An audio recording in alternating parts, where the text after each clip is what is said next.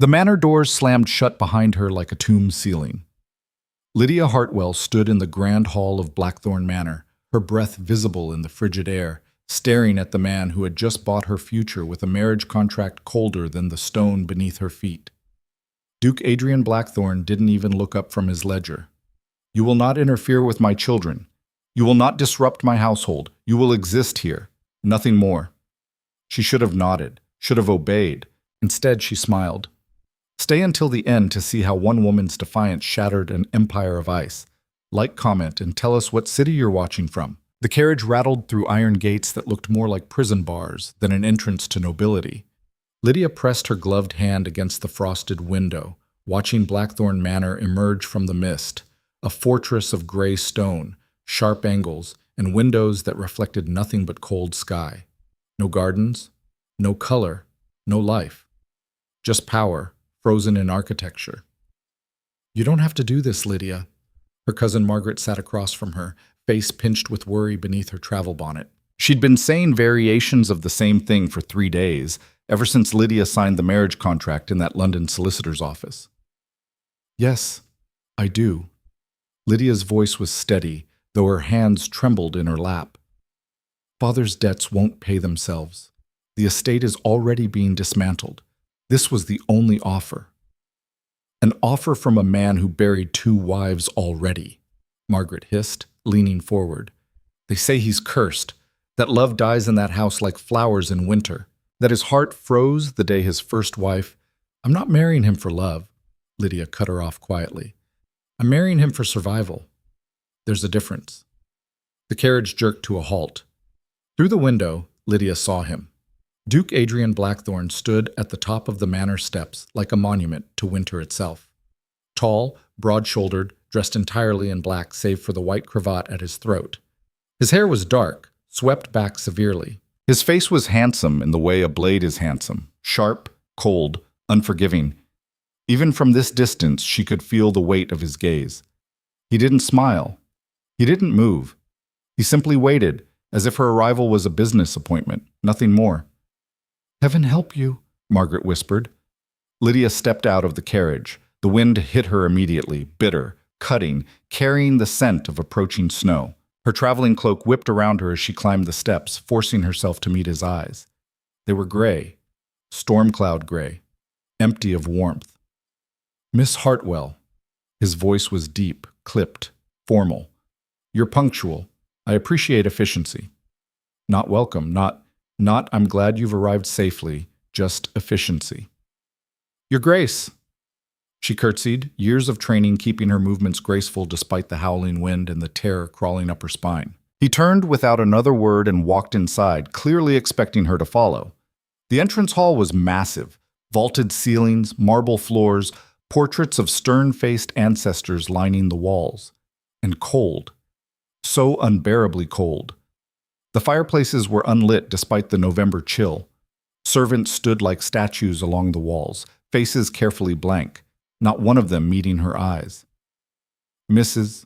Daventry will show you to your chambers," the Duke said, already moving toward what looked like his study. "Dinner is at 7. Punctuality is expected. The ceremony will take place tomorrow at 10 in the chapel. The vicar has been informed. You'll meet the children afterward." Lydia's breath caught. "The children, I thought I might—" "Tomorrow." The word was final, sharp as a closing door. He paused at his study entrance, finally looking back at her. "I want to be clear about the terms of this arrangement, Miss Hartwell. You are here to fulfill a role, to manage the household, to provide an heir, to present a respectable front for society. Nothing more. My previous attempts at marriage failed because expectations became confused. I won't make that mistake again." "Attempts?" The word slipped out before she could stop it. His expression didn't change, but something flickered in those gray eyes, something dark and dangerous. "My first wife died in childbirth along with the baby. My second took ill within 6 months and wasted away despite every physician in England. This house," he gestured vaguely at the cold stone around them, "is not kind to sentiment. Survival here requires discipline, order, and emotional restraint. If you understand that, we'll manage well enough. If you expect warmth or affection, you'll be disappointed."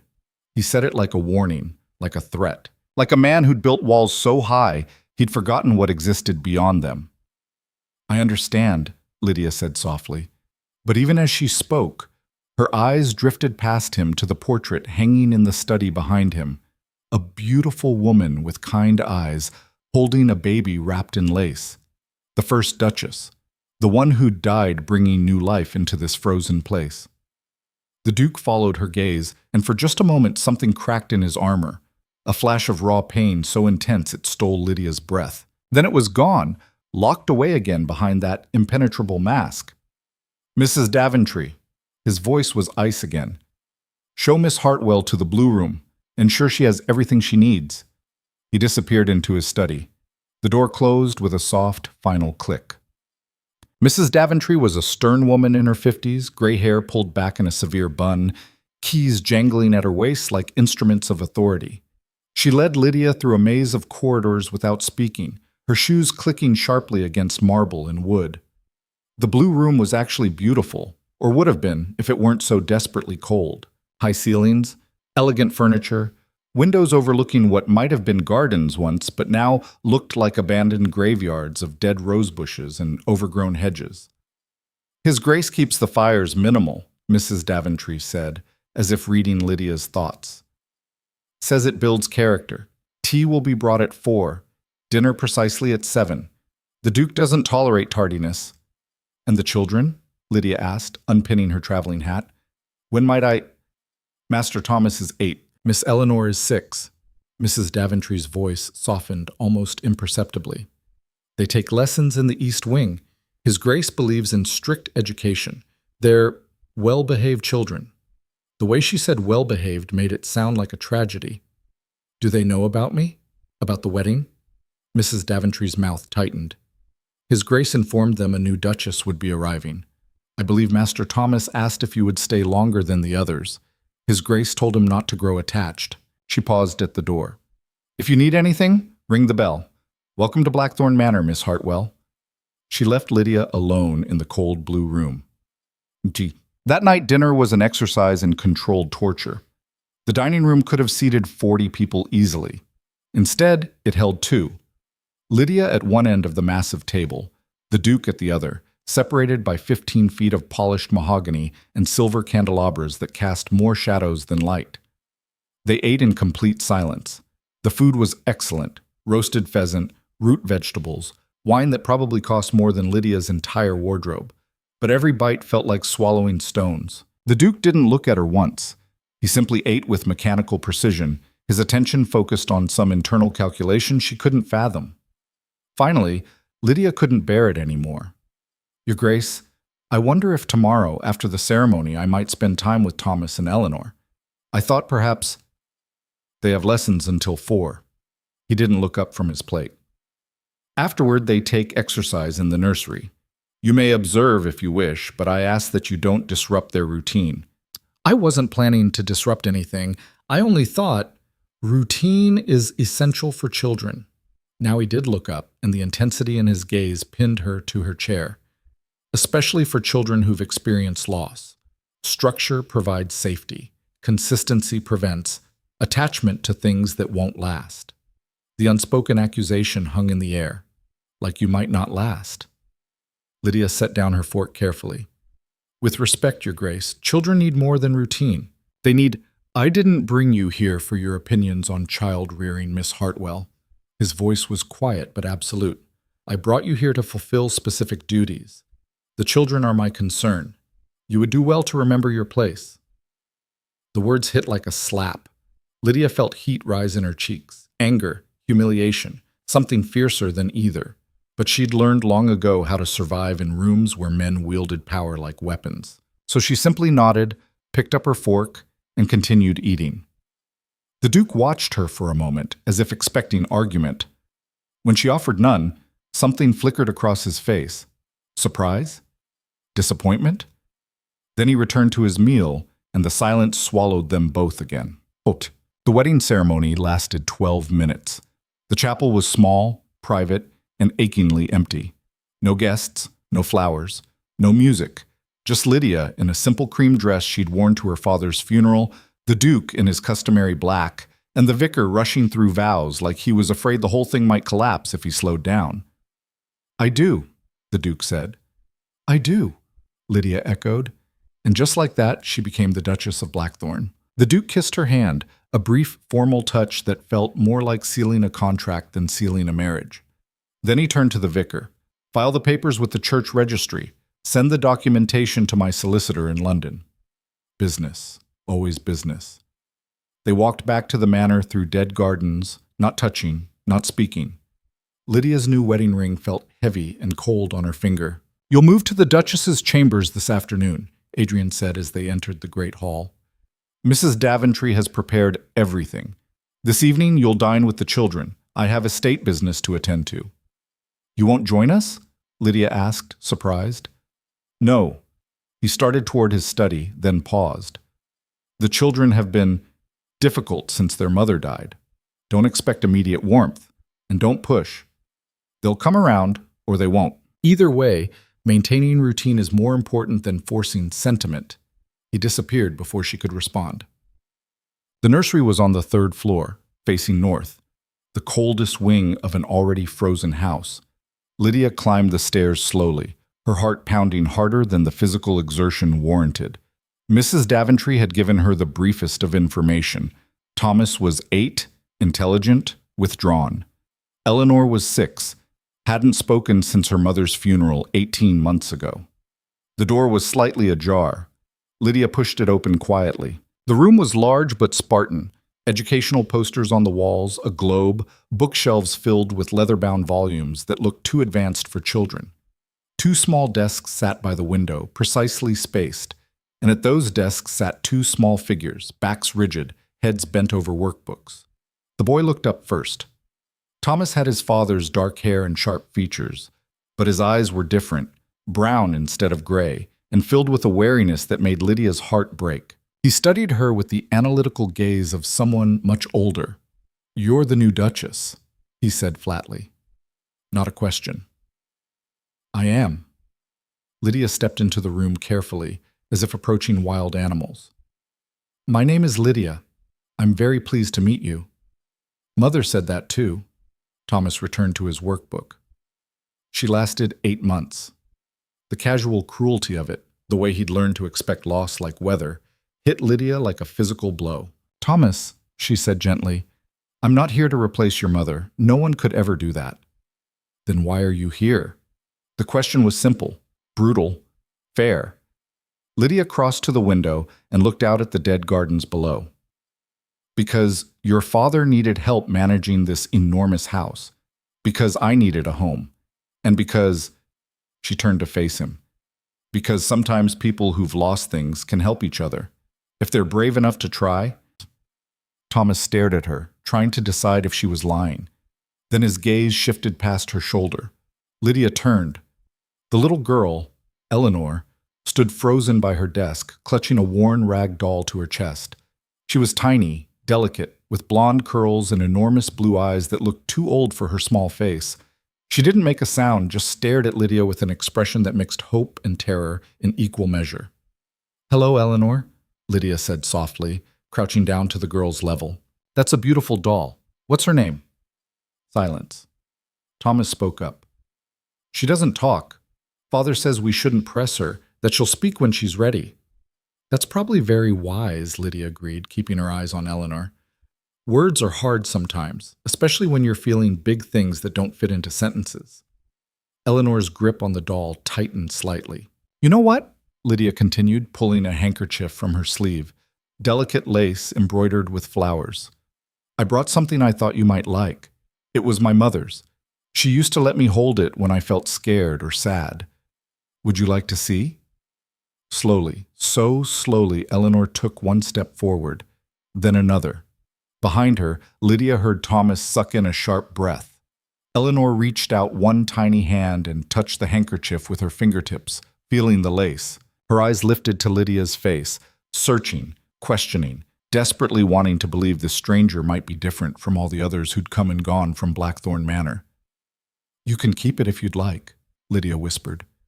"Consider it a gift, from me to you." Eleanor took the handkerchief carefully, as if it might shatter. She held it against her doll, and for the first time, the smallest hint of a smile touched her lips. She likes you.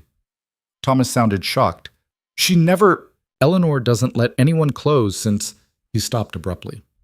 Since your mother died, Lydia finished gently. It's all right to say it, Thomas. Pretending sad things didn't happen doesn't make them hurt less. The boy's face crumpled slightly, just for a second, vulnerability breaking through his careful control. Then he straightened, visibly fighting for composure the way his father did. Father says dwelling on the past is weakness, that we should focus on duty and discipline. And what do you think? Lydia asked. No one had ever asked him that before. She could see it in his face, the shock of being treated as someone whose opinion mattered. I think, Thomas swallowed hard, I think sometimes I miss her so much it feels like I can't breathe, but I'm not supposed to say that. Lydia crossed to him and knelt beside his desk. Thomas, look at me. He did reluctantly. Missing someone you love isn't weakness, she said firmly. It's proof that the love was real. And real love doesn't just disappear because someone tells you to stop feeling it. Your father is trying to protect you by teaching you to be strong, but strength and feelings can exist together. Do you understand? Thomas nodded slowly, tears he was clearly forbidden to cry shining in his eyes. Eleanor moved closer, pressing against Lydia's side, still clutching both her doll and the handkerchief. Will you stay? Thomas whispered. Really stay? Lydia thought about the cold Duke downstairs, the frozen manor, the impossible terms of her marriage contract. She thought about 2 wives who'd died in this house, about children taught to expect loss, about a man who'd armored his heart so thoroughly he'd forgotten what warmth felt like. She should have been realistic, should have managed expectations. Instead, she reached out and took Thomas's hand, wrapping her other arm around Eleanor's tiny shoulders. I'm going to try, she said. I'm going to try very hard. Dinner with the children was the first meal Lydia had enjoyed since arriving at Blackthorn Manor. They ate in the nursery, a much smaller, warmer space than the cavernous dining room. Thomas talked hesitantly about his lessons. Eleanor sat close to Lydia, using her new handkerchief to wipe her doll's face. For brief moments, they almost seemed like normal children instead of tiny soldiers trained to suppress every natural impulse. But at 7:30 precisely, Mrs. Daventry appeared. Bedtime, children, His Grace's orders. The transformation was immediate. Thomas straightened, expression shuddering. Eleanor clutched her doll tighter, the brief light in her eyes dimming. May I help put them to bed? Lydia asked. Mrs. Daventry hesitated. His Grace usually handles that himself when he's available, which isn't often. Then surely he won't mind if I fill in when he's busy.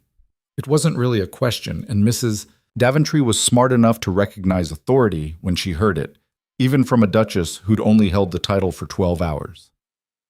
Very well, Your Grace. Lydia helped Eleanor into her nightgown, so small, so fragile, and listened to Thomas read from a book of Greek mythology far too advanced for an 8-year-old. She tucked them both in, Eleanor in a bed surrounded by precisely arranged stuffed animals she clearly wasn't allowed to play with, Thomas in a room decorated with maps and mathematical charts instead of toys. Will you come back tomorrow? Thomas asked as she reached the door. Every day, Lydia promised. Father won't like it. Then your father and I will have to discuss it. Thomas almost smiled. You're braver than the others. Mother was scared of him.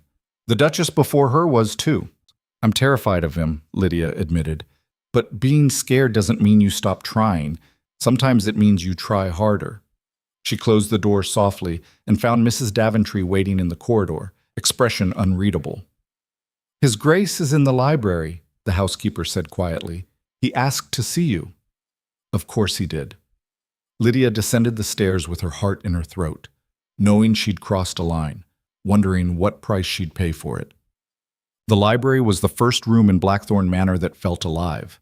Books lined every wall from floor to ceiling, thousands of them, leather-bound, well-worn, organized with obsessive precision.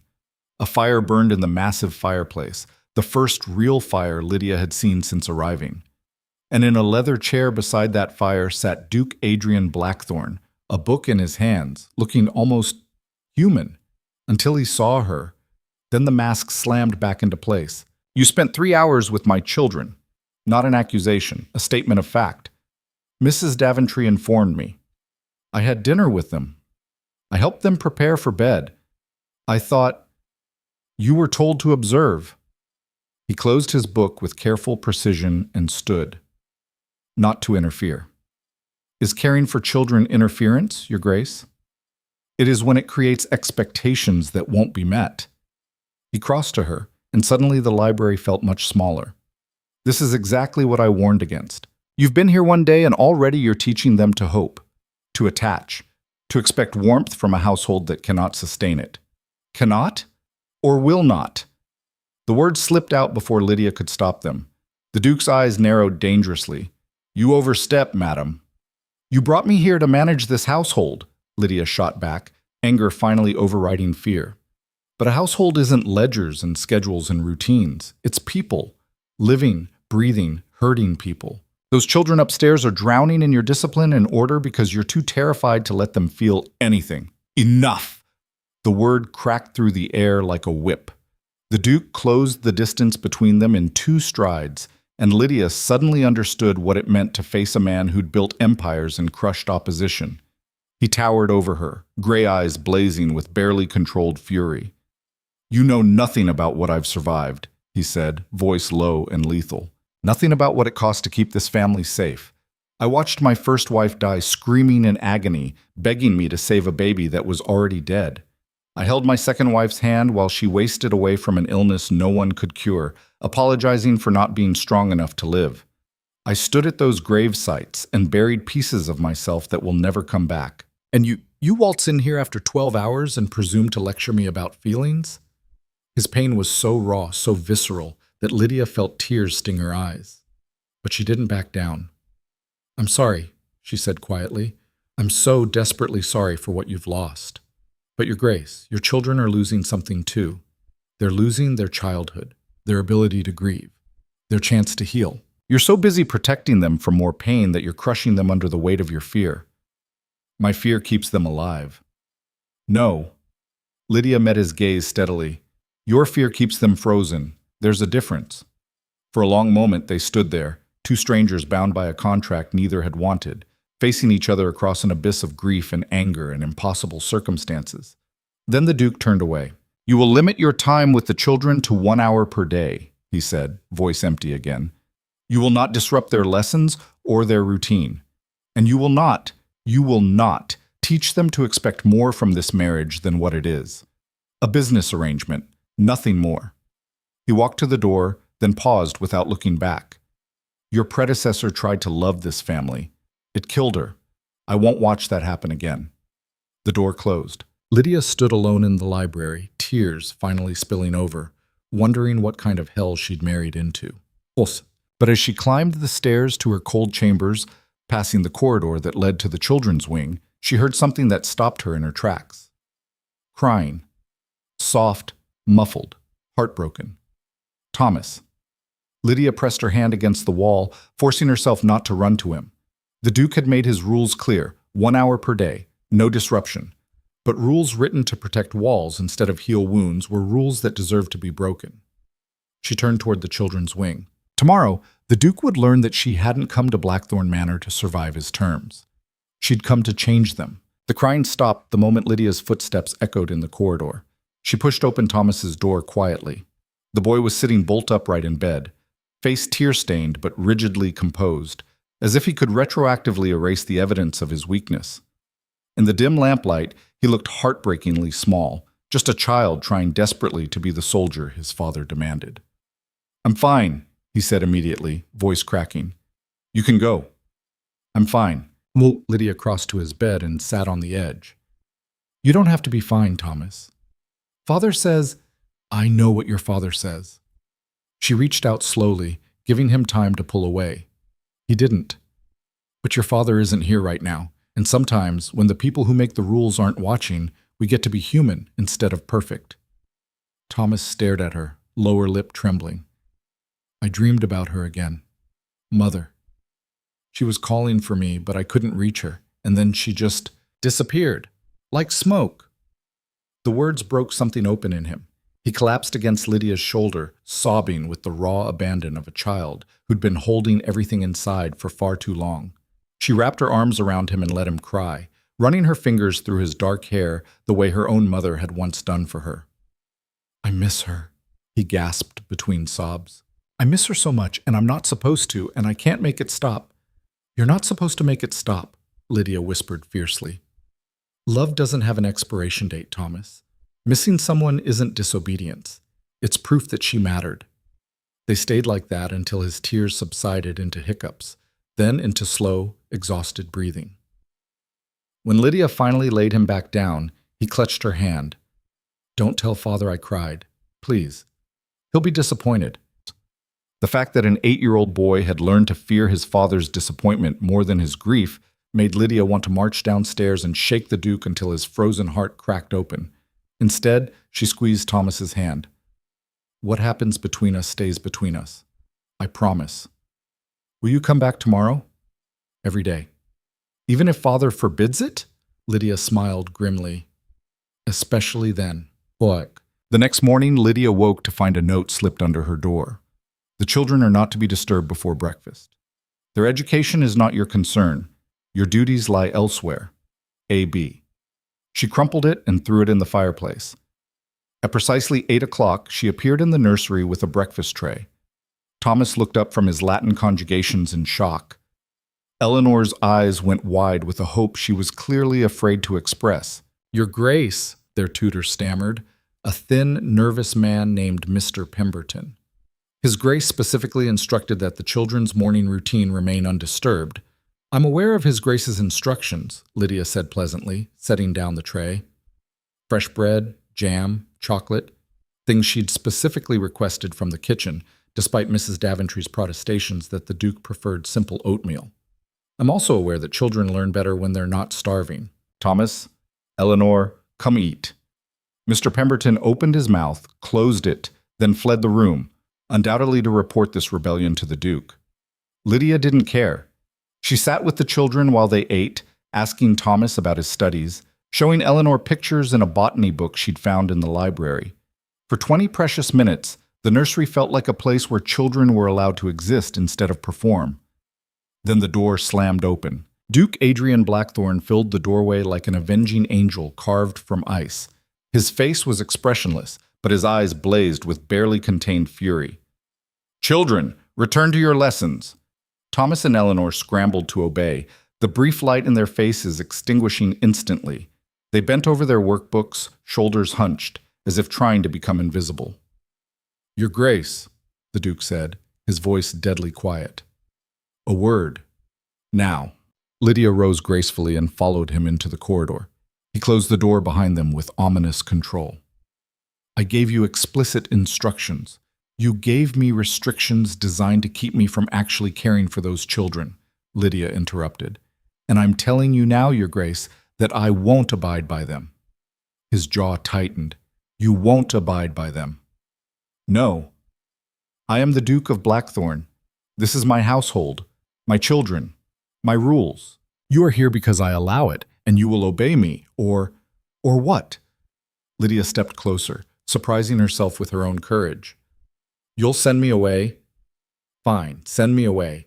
But before you do, look at those children in there and tell me honestly that your rules are helping them heal. Tell me that starving them of affection and warmth and basic human kindness is making them stronger instead of just making them smaller versions of you, alone, afraid, and too terrified of loss to ever risk loving anything again." The Duke went absolutely still. For a moment, Lydia thought he might actually strike her. His hands clenched into fists at his sides, and a muscle jumped in his jaw. "You know nothing about what makes them strong," he said, voice shaking with suppressed rage. "Nothing about the dangers of attachment in a world that takes everything you love and destroys it. I am protecting them. You're suffocating them." Lydia's voice rose despite her best efforts. "And yourself. You've built this fortress of discipline and order and emotional restraint, but all you've really done is create a prison where everyone is too afraid to breathe. Get out of this corridor. No. I said get out, and I said no." Lydia stood her ground, heart pounding but voice steady. "I may be bound to you by law and contract, Your Grace, but I am not your servant to be dismissed when I speak truths you don't want to hear. Those children need love, not lessons, comfort, not control. And whether you like it or not, I'm going to give it to them." The Duke stared at her as if she'd grown a second head. No one spoke to him this way. No one defied him. She could see it in his face. The shock, the outrage, the dangerous calculation of a man deciding how to crush resistance. But beneath all that, something else flickered, something that might have been respect or fear. "You're dismissed from the children's wing," he said finally, voice like granite, "effective immediately. You will confine yourself to managing the household staff and preparing for the winter ball we'll be hosting in 3 weeks. That is your duty, nothing more." He turned and walked away, footsteps echoing like gunshots. Behind the nursery door, Lydia heard Thomas crying again. The household staff watched her with wary curiosity over the following days. Mrs. Daventry delivered the Duke's orders with apologetic efficiency. Lydia was banned from the children's wing. The nursery was off limits. Even passing the third-floor corridor would be considered insubordination, but the Duke had made a critical mistake. He'd given Lydia a different battlefield, the household itself. She started with the kitchens. Cook was a robust woman named Mrs. Henderson, who'd served the Blackthorne family for 30 years. She ran her domain with iron efficiency, producing precisely calibrated meals that met the Duke's exacting standards and contained absolutely no joy whatsoever. "Your Grace," Mrs. Henderson barely looked up from her preparations, "if you've come to request menu changes, I'm afraid His Grace is quite particular about—" "I've come to ask about the children," Lydia said, pulling up a stool. "What do they actually like to eat?" Mrs. Henderson's knife paused mid-chop. "Like?" "Their favorite foods. The things that make them smile." The cook's face softened slightly. "Well, Master Thomas has a terrible sweet tooth. Loves treacle tart, though His Grace forbids it, except on birthdays. And Miss Eleanor, before she stopped speaking, used to ask for strawberry jam on everything. Everything. We had to hide the jar or she'd eat it by the spoonful." Lydia smiled. Can you make treacle tart and acquire extra strawberry jam without the Duke knowing?" Mrs. Henderson's eyes widened. "Your Grace, I couldn't possibly—" "Yes, you could, and you will, because those children deserve moments of happiness even if their father has forgotten what happiness looks like." For a long moment, the cook studied her. Then slowly, she smiled. The first real smile Lydia had seen from any staff member. "I'll do it, but if His Grace finds out, he'll blame me." Which is exactly as it should be. Next came the maids. Most of them were terrified of the Duke and suspicious of Lydia, convinced she'd follow the pattern of the previous duchesses, arrive with hope, wither under the household's coldness, disappear into death or despair. But Lydia learned their names, asked about their families, and treated them like human beings instead of invisible servants. Slowly, cautiously, they began to respond. "Your Grace," a young maid named Sarah whispered one afternoon while supposedly helping Lydia inventory linens. "Is it true you stood up to His Grace? That you shouted at him?" "I didn't shout," Lydia corrected. "I simply refused to be silent." "No one refuses the Duke," Sarah breathed, awed and terrified in equal measure. "Not even the steward, not even his own solicitors. Then perhaps it's time someone did." The whisper spread through the household like wildfire. The new Duchess was different. She wasn't afraid. She wasn't broken. She was fighting back. But the real battle was being waged in the shadows. Lydia couldn't visit the children openly, but she found other ways. She left books outside Thomas's door, adventures and fairy tales instead of dry academic texts. She slipped Eleanor's favorite strawberry jam into the nursery with careful notes. "For tea time, from a friend who cares." And every night, after the household settled into sleep, she stood outside their corridor and listened. Sometimes she heard crying, sometimes laughter as they read the books she'd smuggled to them. Once, she heard Eleanor humming, the first sound the child had made in 18 months. It was working, but it wasn't enough. The Duke kept the children locked in their routine like prisoners in a gilded cage. Lessons from 8 to noon. Lunch in isolation. More lessons until 4. Dinner in the nursery. Bed at 7:30 precisely. No play. No friends. No life beyond the suffocating walls of expectation and control. Lydia watched from a distance and felt her frustration build into something dangerously close to rage. Then, 3 weeks after her arrival, everything changed. All right.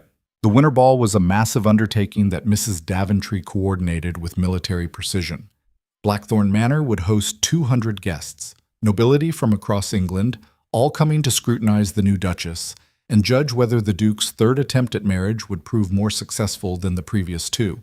Lydia threw herself into preparations with fierce determination. If the Duke wanted her confined to household management, she'd show him exactly what she was capable of managing. She transformed the ballroom from a cold, formal space into something almost magical. Candlelight instead of harsh lamps, flowers forced to bloom in the manor's greenhouse and arranged in cascades of color, musicians from London instead of the local amateur ensemble the Duke had planned to hire. "Your Grace, the expense," Mr. Whitmore, the steward, protested weakly, "will be justified by the impression we make," Lydia finished. "Unless you'd prefer our guests to think the Duke of Blackthorn cannot afford proper hospitality?" She won that battle and every other one. But her real plan was far more radical than flowers and musicians. On the afternoon before the ball, Lydia went to find the Duke in his study. He looked up from his ledgers with barely concealed irritation. "I'm busy. I want Thomas and Eleanor to attend the ball." The silence that followed was arctic. "Absolutely not," the Duke said finally. "Why not?" "Because they're children. Because formal events are inappropriate for their age. Because you're afraid," Lydia interrupted quietly.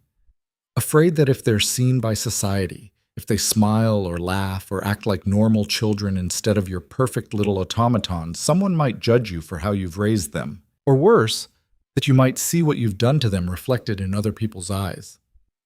The Duke stood slowly, danger radiating from every line of his body. "You presume too much." "I presume exactly enough." Lydia held her ground. "Those children have been hidden away like shameful secrets since their mother died. They deserve to be part of this family, to wear beautiful clothes and eat cake and dance if they want to remember what joy feels like." "They are part of this family," the Duke said coldly. "They simply don't need to be displayed like ornaments for society's entertainment. Or maybe you're afraid that if they taste freedom, they'll realize what you've stolen from them." The accusation hung in the air like poison. The Duke's face went dangerously blank. "The children will not attend. That is final. If you raise this matter again, there will be consequences. Do you understand me?" "Perfectly." Lydia turned toward the door, then paused. "But Your Grace? Final decisions work both ways. You've made yours. Now watch while I make mine." She left him standing there, furious and impotent. The ball was magnificent. Guests arrived in a glittering stream, lords and ladies, politicians and social climbers, all curious to see what kind of woman would dare become the third Duchess of Blackthorn. Lydia greeted them in a gown of deep emerald silk that made her look regal and untouchable, her smile gracious, her conversation polished. The Duke stood beside her, playing his role with cold perfection. To the outside world, they looked like the ideal aristocratic couple, beautiful, powerful, utterly in control. No one saw the war being waged between them. The dancing began at 9. Lydia waltzed with visiting lords, made small talk with their wives, deflected intrusive questions about the previous duchesses with practiced ease. And all the while, she watched the clock. At 10:30, precisely as planned, the ballroom doors opened. Thomas and Eleanor appeared at the top of the stairs. The entire ballroom went silent. Thomas wore a perfectly tailored suit, his dark hair combed back, looking like a miniature version of his father. But it was Eleanor who stole every breath in the room, dressed in white lace and pale pink ribbons, her blonde curls arranged with simple elegance, clutching the handkerchief Lydia had given her like a talisman. They were beautiful, heartbreaking, undeniably the Duke's children, and they were terrified. Lydia saw the Duke's face go white, then red with barely contained fury. He started toward the stairs, but she was faster. She crossed the ballroom floor and climbed the steps, offering her hands to the children. "You look absolutely perfect," she whispered. "Both of you." Thomas's hand shook in hers. "Father's going to be so angry." "Let me worry about your father. Tonight you're going to remember what it feels like to be children instead of soldiers. Can you do that for me?" Eleanor nodded, squeezing Lydia's hand. They descended the stairs together. The crowd parted like water, whispers spreading like ripples. The children. They're here. The Duke's children are actually here. Lydia led them to the refreshment table and personally served them cake, real cake, Mrs. Henderson's finest chocolate creation, forbidden and perfect. She introduced them to kind guests who cooed over how much Thomas resembled his father and how lovely Eleanor was. And slowly, impossibly, the children began to smile. Thomas laughed at a joke from Lord Pemberton's son.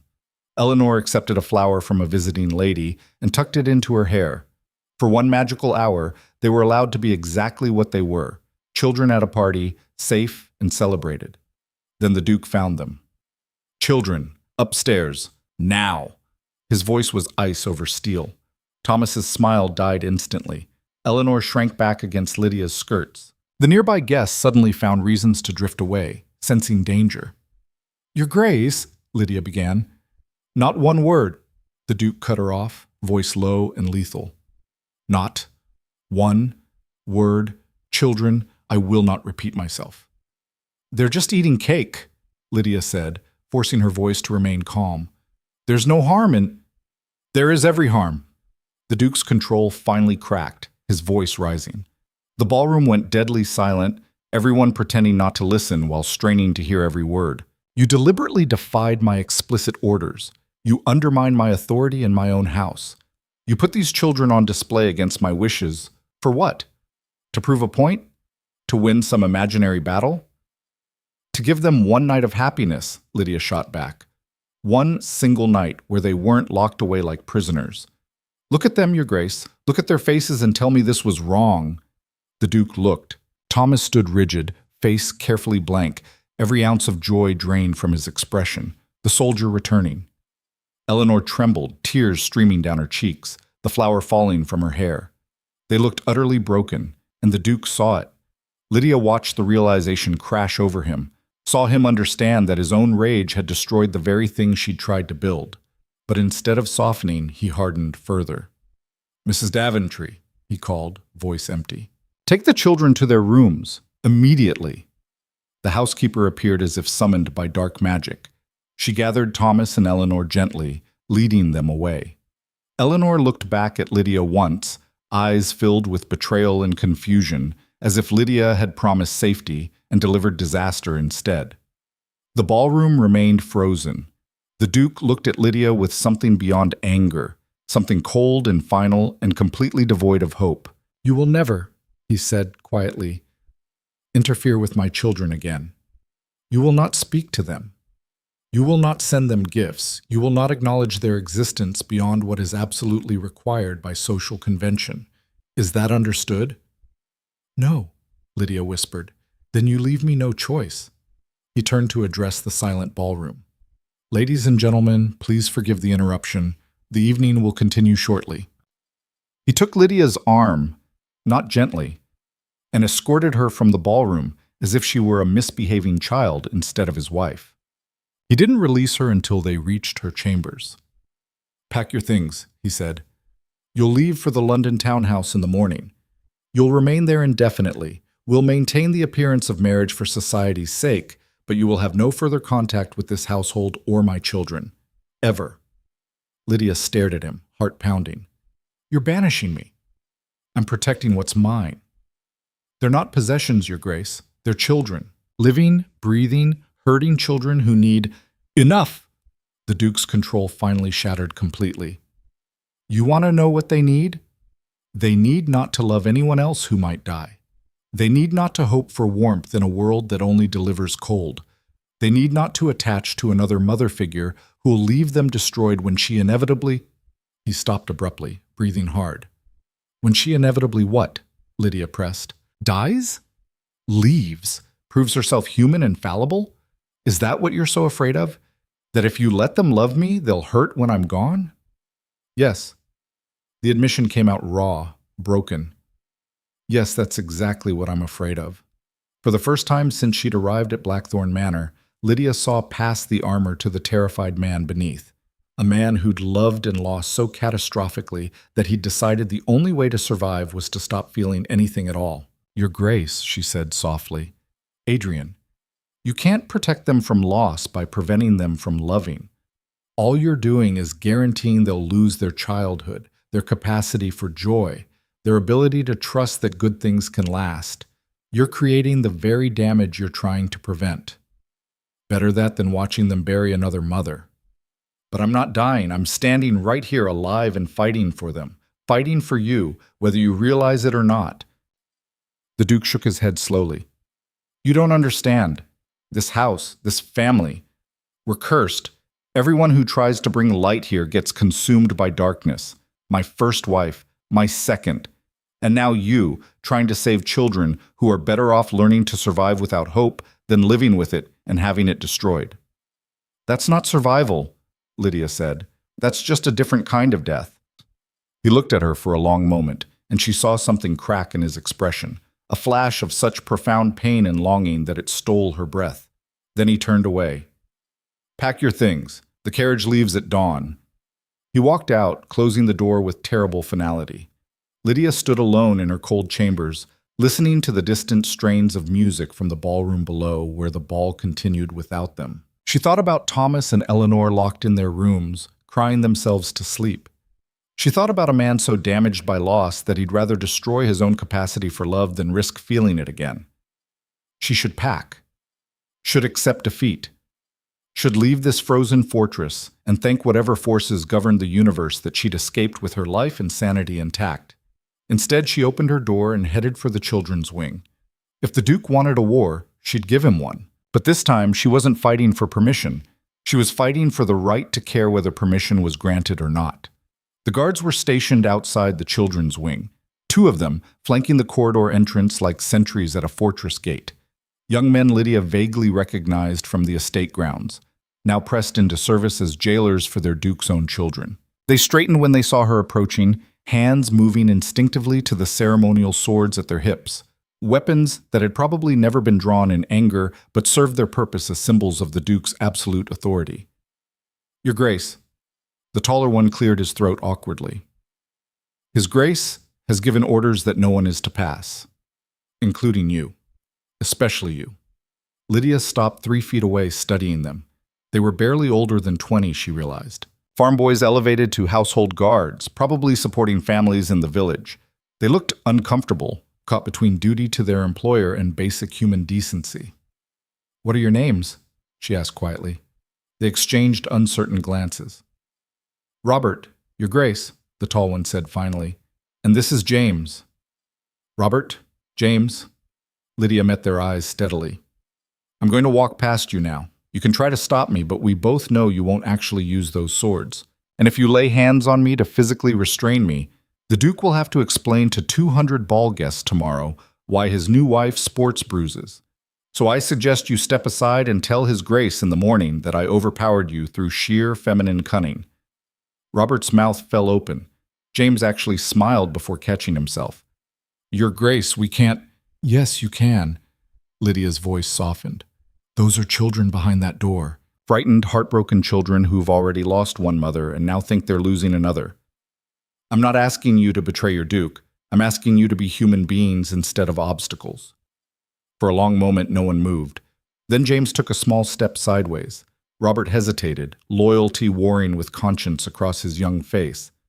Finally, he exhaled sharply and moved aside as well. We never saw you, Your Grace. You're both terrible guards, Lydia said warmly, and excellent men. She slipped past them into the children's wing. Thomas's door was locked. Of course it was. The Duke had thought of everything: confinement, isolation, the systematic dismantling of any connection between his children and the woman trying to care for them. Lydia pressed her palm against the wood, closing her eyes. Thomas? It's me. Silence. Then, so quietly she almost missed it. You shouldn't be here. Father will be furious. Your father is already furious. A little more won't hurt. She kept her voice gentle. Please, sweetheart, let me in. The door's locked from the outside. Lydia turned to Eleanor's room and found the same situation, locked tight, the little girl trapped inside like a princess in a tower. She could hear soft crying through the door, muffled by pillows, but unmistakable. Eleanor, honey, can you hear me? The crying stopped instantly. I'm so sorry, Lydia said, pressing her forehead against the door. I'm so sorry that trying to give you one happy evening ended like this. I never meant for you to get hurt, but I need you to know something. I'm not giving up. Do you hear me? I'm not leaving you. Not tonight, not tomorrow, not ever. A small sound came from inside. Not quite a sob, not quite a sigh. The desperate noise of a child who wanted to believe but had learned better. Lydia tried every door in the corridor, all locked. The Duke had been thorough, transforming the children's wing into a prison with terrible efficiency. She stood in the empty hallway, fists clenched, rage and helplessness warring inside her chest. Then she noticed the servants' stairs. Every grand estate had them, narrow, hidden passages that allowed staff to move through the house invisibly. Blackthorn Manor's network was extensive, built when aristocrats believed servants should materialize like ghosts and disappear just as quickly. Lydia had explored them during her first week, curious about the house's architecture. Now she used them to wage war. The passage led up to the fourth floor, then back down through walls and between rooms. She navigated by memory and instinct, counting doors, judging distances. When she emerged, she was inside a linen closet that connected to Eleanor's room through a door so perfectly fitted into the wallpaper that most people would never notice it. She pushed it open. Eleanor sat on her bed, still wearing her beautiful party dress, face buried in her hands. She looked up when she heard the movement, eyes going wide with shock and desperate hope. Lydia crossed the room and gathered the tiny girl into her arms. Eleanor collapsed against her, trembling violently. No tears. She'd cried herself dry hours ago. Just shaking, bone deep and terrified, the physical manifestation of a child who'd learned that happiness was a trap that always led to pain. Shh, Lydia murmured, rocking her gently. I've got you. You're safe. Eleanor pulled back slightly and pointed urgently toward Thomas's room, then made a knocking gesture. The message was clear. He needs you too. I know. I'm going to him next, but first... Lydia cupped Eleanor's small face in her hands. I need you to be brave for me. Tomorrow morning, your father is going to send me away. He thinks that if I'm gone, you'll stop hoping for things he believes you can't have. But here's what I need you to understand. Being sent away doesn't mean I've abandoned you. It means I'm fighting for you from a different battlefield. Can you remember that? Eleanor stared at her, processing. Then, slowly, she nodded. And then, impossibly, miraculously, she whispered one word. Stay. The sound was barely audible, rusty from 18 months of silence, but it was there, real, devastating in its simple plea. Lydia felt tears spill down her cheeks. Oh, sweetheart. I'm trying so hard. Eleanor pointed to the handkerchief Lydia had given her, now clutched in her small fist, then pressed it over her heart. You're here, even when you're not here. Yes, Lydia kissed her forehead. Exactly that. No matter what happens, remember, you are loved, both of you. Even in this frozen house, even with your father's rules, you are desperately, fiercely loved. She tucked Eleanor back into bed, leaving the hidden door slightly ajar so the child wouldn't feel completely locked away. Then she navigated the servants' passages again until she found the entrance to Thomas's room. He was sitting at his desk, not sleeping. His party clothes were discarded in a heap, symbolic rejection of the brief joy they'd represented. He'd changed into his nightshirt and was staring blankly at an open book, not reading, just staring. Thomas. He spun around, shock and relief flooding his face. How did you... The doors are locked. This house has secrets, Lydia said, crossing to him. And I'm learning them all. He launched himself at her, arms wrapping around her waist, face pressed against her shoulder. Unlike Eleanor's silent shaking, Thomas sobbed openly, great heaving cries that spoke of loss too big for an 8-year-old to carry alone. I thought you were gone. Like Mother, like everyone. No. Lydia held him tight. I'm still here. I'm still fighting. Father won't let you win, Thomas said between sobs. He never lets anyone win. He's too strong, too angry, too scared, Lydia finished quietly. Your father isn't strong, Thomas. He's terrified. There's a difference. Thomas pulled back, wiping his eyes with his sleeve. What if he sends you away? What if we never see you again? Then I'll find a way back. Or I'll wait until you're old enough to come to me. or I'll move heaven and earth to make sure you know you're loved even from a distance." She gripped his shoulders firmly. "But here's what I won't do. I won't disappear silently like I never cared, and I won't let your father convince you that caring about people is weakness. Love is the bravest thing any of us can do. Remember that." "Will you come back?" "Really?" "I promise." It was a dangerous promise, possibly an impossible one, but looking at Thomas's tear-stained face, Lydia couldn't bring herself to offer anything less than absolute certainty. She stayed with him until his breathing steadied, until exhaustion finally pulled him toward sleep. When she tucked him in, he clutched her hand like a lifeline. "Thank you," he whispered, "for tonight, for the ball, for making us remember what it feels like to be happy, even if it only lasted an hour." "That hour was real," Lydia said fiercely, "and no one, not even your father, can take that away from you." She slipped back through the servants' passages, heart heavy but resolve hardened into something unbreakable. The Duke wanted her gone by morning. She'd give him something much harder to dismiss than a meek departure. The ballroom was empty when Lydia returned. Guests finally dispersed to their guest chambers. But one person remained. Mrs. Daventry stood near the refreshment table, directing a handful of exhausted servants in the cleanup. She looked up when Lydia entered, and something complicated passed across her weathered face. "You went to them," she said. "Not a question." "Yes." "The guards will report it." "Let them." Mrs. Daventry dismissed the servants with a wave, waiting until they'd left before speaking again. "Your Grace, I've served this family for 32 years. I watched the first Duchess arrive full of hope and leave in a coffin. I watched the second try to bring warmth to these walls and wither under the cold, and now I'm watching you make the same mistakes they did. Loving those children isn't a mistake." "No," the housekeeper agreed quietly, "but thinking you can change their father is." Lydia crossed to the window, looking out at the frozen gardens below. Snow had begun to fall, coating the dead roses in white, beautiful and deadly at once. "Tell me about the first Duchess," she said, "the one whose portrait hangs in the Duke's study. What was she really like?" Mrs. Daventry was silent for a long moment. When she spoke, her voice carried the weight of old grief. "Lady Catherine was luminous, kind, desperately in love with his Grace, even when he was still learning how to be human instead of just powerful. She softened him, made him laugh.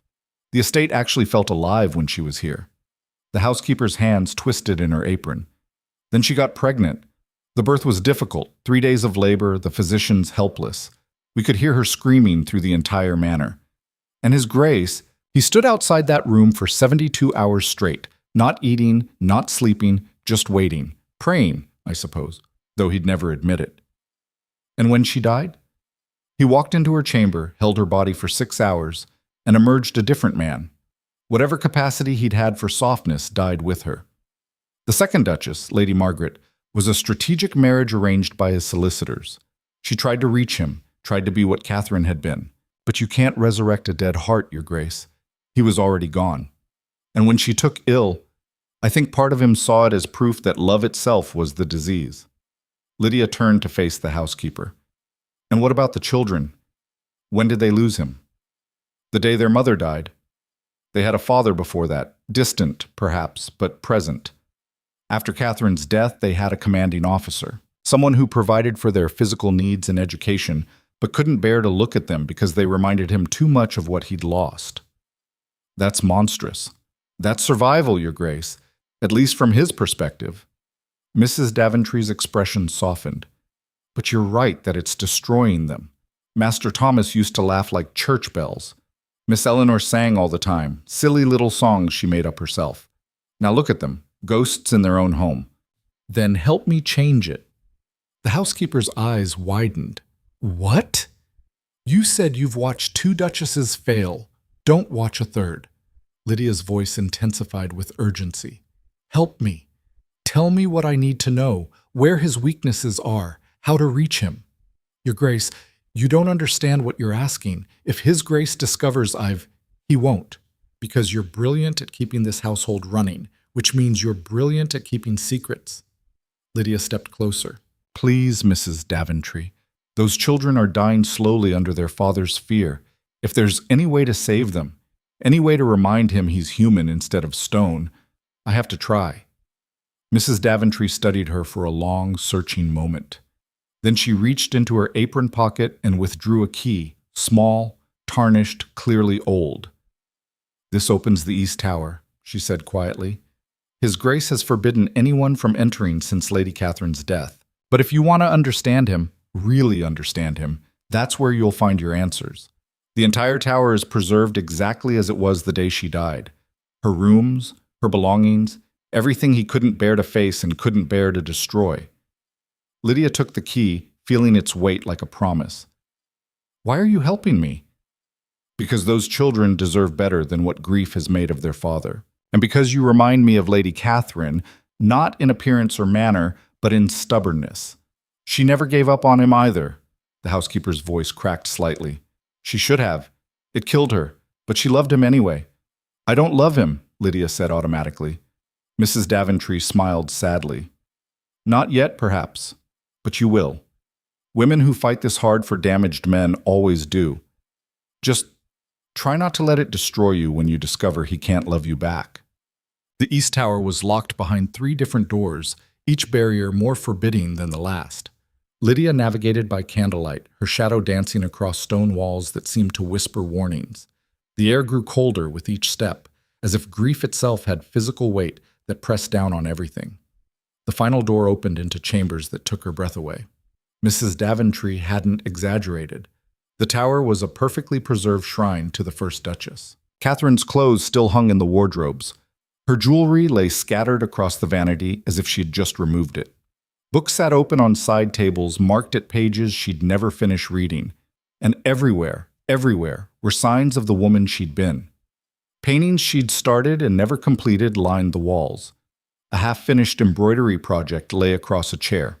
Letters to friends sat unsealed on the writing desk, their contents frozen mid-sentence.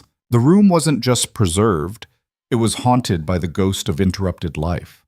Lydia moved through the space slowly, touching nothing, feeling like an intruder in someone else's grief. Then she found the nursery. It was connected to the main chambers through a small door, the room where Catherine had intended to raise her baby. The cradle sat empty, beautifully carved, lined with lace. Tiny clothes were folded and ready. A rocking chair positioned by the window overlooked the gardens where a mother had planned to walk with her child. Everything waiting for a life that never came. Lydia sank into the rocking chair, overwhelmed by the weight of it all. This was what the Duke carried, not just the loss of his wife, but the death of the entire future they'd planned together. Every detail of these rooms screamed of hope destroyed, love punished, vulnerability turned into fatal weakness. No wonder he'd built walls around his heart. No wonder he couldn't bear to let his children love again. This tower was proof that caring led only to agony. Then Lydia noticed the journal. It was tucked into the cushion of the rocking chair, leather-bound and worn, as if someone had held it countless times. She opened it carefully, recognizing Catherine's handwriting from the unfinished letters on the desk. The entries began 2 years before her death. Excited notes about meeting Adrian, falling in love, the whirlwind courtship. Catherine's voice leaped off the page, vibrant and full of life. She wrote about transforming the cold manor, about coaxing smiles from her serious husband, about the joy of discovering she was pregnant. Then the entries grew darker. "The pregnancy is harder than I expected. Adrian worries constantly. He's commissioned 3 physicians to attend me, though I've told him I'm perfectly healthy. Sometimes I catch him watching me with such fear in his eyes, as if he's already mourning me. I wish I could make him understand that life is worth the risk." Lydia's throat tightened. "The pain started today. Too early, the baby isn't due for another month. Adrian wanted to send for every doctor in London, but I told him to wait. Perhaps it's nothing. I pray it's nothing." The handwriting grew shakier. 3 days now. The pain is unbearable, but worse is watching Adrian outside that door. I can hear him pacing. Once, I heard him break down completely, sobbing like a child. My strong, controlled husband reduced to helplessness. I want to comfort him, but I can barely breathe myself. They say the baby is positioned wrong, that they may need to choose between saving me or saving the child. Adrian refused even to consider the question. He shouted at the physicians that they would save both or he would ruin every one of them. But we both know the truth. Some things are beyond even a duke's power to command. The final entry was barely legible, written in obvious agony. If you're reading this, Adrian, it means I'm gone. And I need you to know something. This wasn't your fault. You didn't fail me. Life is cruel and random, and sometimes love ends in tragedy. But that doesn't mean it wasn't worth having. Please, please don't let this destroy you. Don't let grief turn you into stone. You have so much love to give, so much capacity for joy. Don't waste it on anger and fear. And if we have children, if somehow this baby survives, love them enough for both of us. Don't hold back. Don't protect them from feeling by teaching them not to feel at all. That's not protection. That's prison. I loved you completely, without reservation, without regret. Remember what it felt like to be loved like that. And someday, when you're ready, let yourself love that way again. Yours always, Catherine. Lydia closed the journal with shaking hands, tears streaming down her face. The Duke hadn't just lost his wife. He'd lost her while she was begging him not to become exactly what he'd become. A man so terrified of pain that he'd chosen numbness instead. And he'd been living with that guilt for 8 years, punishing himself by punishing everyone around him, convinced that Catherine's final wish was the one thing he absolutely could not grant, because loving meant risking this kind of devastation again, and he couldn't survive it twice. Lydia stood slowly, resolution crystallizing into something fierce and unbreakable. She couldn't bring Catherine back, couldn't undo 8 years of grief and guilt and self-imposed exile from emotion. But she could show him that his first wife had been right, that love was worth the risk, even when the risk led to agony. She could prove that warmth could survive in frozen places if someone was willing to fight for it. She just needed leverage he couldn't ignore. Ochit. Lydia left the tower as dawn began breaking. Mrs. Daventry's key returned to its hiding place, Catherine's journal carefully memorized. She didn't go to her chambers to pack as ordered. Instead, she went to the village. Blackthorn Village sat 2 miles from the manor, a collection of stone cottages and struggling farms that depended entirely on the Duke's estate for survival. Lydia had visited once, briefly, during her second week as Duchess. The people had been polite but distant, clearly used to being ignored by the manor's occupants. Now she returned with purpose. The village orphanage was a ramshackle building at the edge of town, run by an exhausted woman named Mrs. Crowley, who somehow kept 24 children alive on funding that barely covered firewood. Lydia had noticed it during her first visit, noticed the children's hollow faces, their too thin bodies, the desperation in Mrs. Crowley's eyes when she'd curtsied to the Duchess. She knocked on the orphanage door at 7 in the morning. Mrs. Crowley answered, still in her nightclothes, shock crossing her face. "Your Grace, we weren't expecting— I need your help," Lydia said simply. "And you need mine. May I come in?" By noon, 6 wagons were rolling up the drive to Blackthorn Manor.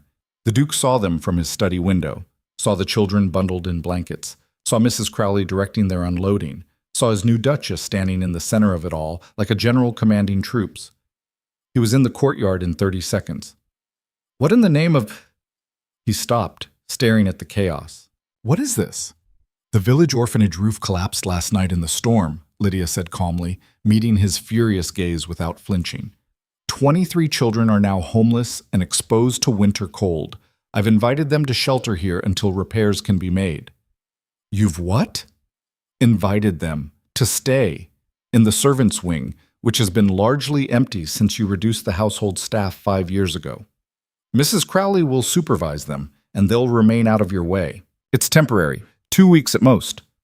The Duke stared at her as if she'd grown a second head. You cannot unilaterally fill my house with vagrant children. They're not vagrants, they're orphans. There's a difference. Not to my household budget, his voice rose dangerously. Do you have any idea what it costs to feed and house that many? Less than you spend on a single ball. Less than the wine cellar budget. Less than the cost of maintaining an East Tower shrine that serves no purpose except to keep you trapped in the past. The Duke went absolutely still. What did you say? Too late, Lydia realized her mistake, but she refused to back down. I've seen it, she said quietly. The tower, your first wife's rooms, the journal where she begged you not to become exactly what you've become. For a moment, she thought he might actually strike her. Rage and anguish warred across his face in equal measure. his hands clenching and unclenching at his sides. "You had no right," he whispered, voice shaking. "No right to invade that space, to touch those things."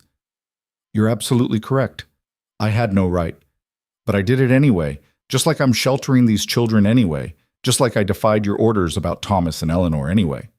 Lydia stepped closer, refusing to be intimidated. "Because you've spent 8 years trying to control everything through fear and discipline and emotional lockdown, and all you've accomplished is creating a house full of people too terrified to live. So yes, Your Grace, I'm making unilateral decisions. I'm invading your privacy. I'm breaking your rules, because someone has to show you that the world doesn't end when you let people care about each other." The Duke stared at her, breathing hard, clearly fighting for control. Then he turned to the assembled household staff who'd gathered to watch the confrontation. "Remove these children immediately. Return them to the village. Her Grace will be confined to her chambers pending arrangements for her departure to London." "No," Lydia said. "That wasn't a request.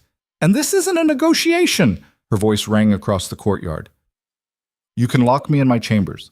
You can send me to London. You can dissolve this entire farce of a marriage. But you will not throw homeless children back into winter cold just to prove you have power over me. I won't allow it." "You won't allow it?" The Duke's voice dropped to something dangerous. "You're my wife. You have no authority here beyond what I grant you." "Then grant me this." Lydia held his gaze steadily. 2 weeks.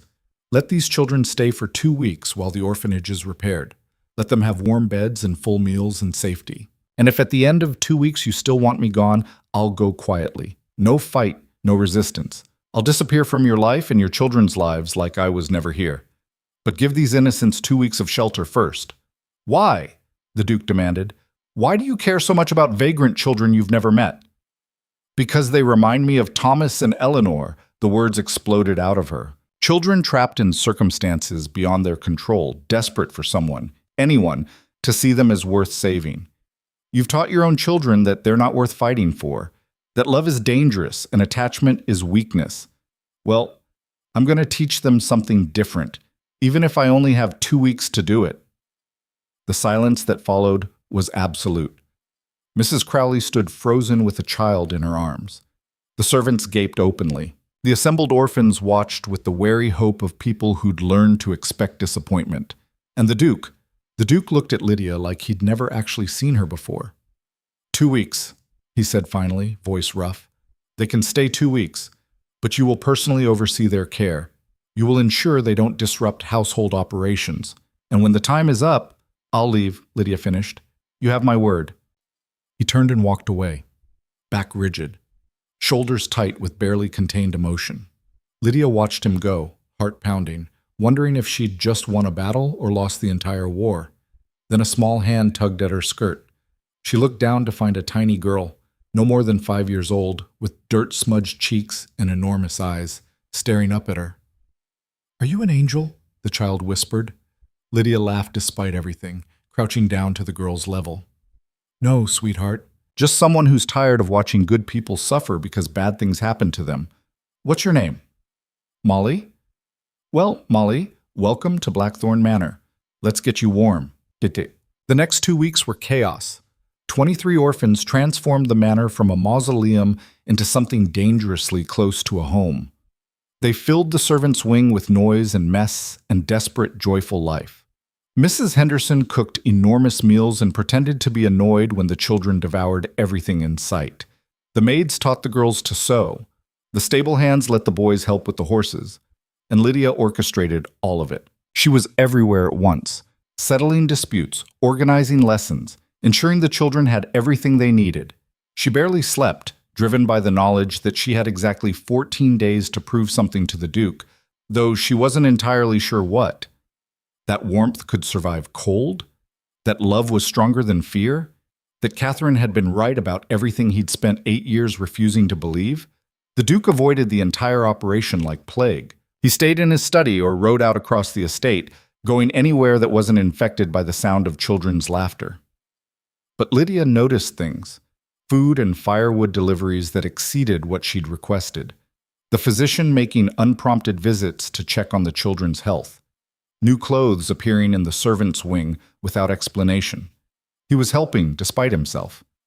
And slowly, impossibly, Thomas and Eleanor began to change. Lydia had been allowed to resume supervised visits with the Duke's children, presumably because he was too exhausted from fighting her to maintain that particular battle. She brought them to meet the orphans, and something magical happened. Thomas discovered he could be a leader instead of just a student. He organized games, settled arguments, read stories to the younger children with patience and kindness that shocked the adults watching. And Eleanor, quiet, damaged Eleanor who hadn't spoken in 18 months, became protective of little Molly. The two girls were inseparable. Eleanor shared her toys, her books, her precious handkerchief. And when Molly had nightmares about the orphanage roof collapsing, it was Eleanor who climbed into her bed and hummed until the smaller girl fell asleep. On the 10th night, Lydia found them curled together in Molly's cot, Eleanor whispering something so softly Lydia almost missed it. "It's okay to be scared, but you're safe now. I promise." Words, full sentences, a child finding her voice by comforting someone smaller than herself. Lydia pressed her hand over her mouth to muffle her sob of joy. She didn't notice the Duke standing in the doorway, watching the entire scene with an expression of such profound pain and longing that it would have broken her heart if she'd seen it. On the 13th day, disaster struck. One of the orphan boys, a wild 10-year-old named Peter, disappeared during afternoon lessons. They found him 3 hours later in the East Tower, dirty and terrified, having picked the lock because he'd heard there were ghost rooms and wanted to see for himself. Mrs. Daventry discovered him first, then the Duke. Lydia heard the roar of fury from 2 floors away and ran, heart in her throat, knowing exactly what had happened and exactly how badly this would end. She found the Duke dragging Peter out of Catherine's chambers by the arm, the boy crying and apologizing, Mrs. Daventry wringing her hands helplessly. "Your Grace, please, he didn't mean any harm. He broke into forbidden rooms, touched things that were—" The Duke's voice cracked. He shoved Peter toward Mrs. Daventry. "Get him out of my sight!" Then he turned on Lydia, and she saw something beyond anger in his eyes, devastation. "This is what your charity brings," he said, voice shaking. "Chaos, violation, children running wild through my home, destroying the last sanctuaries I have left." "He's a curious boy in a strange house," Lydia said, fighting to keep her voice calm. "He made a mistake. It's exactly what I warned you about." The Duke's control finally shattered completely. "You bring disorder and emotion and expect me to just accept it.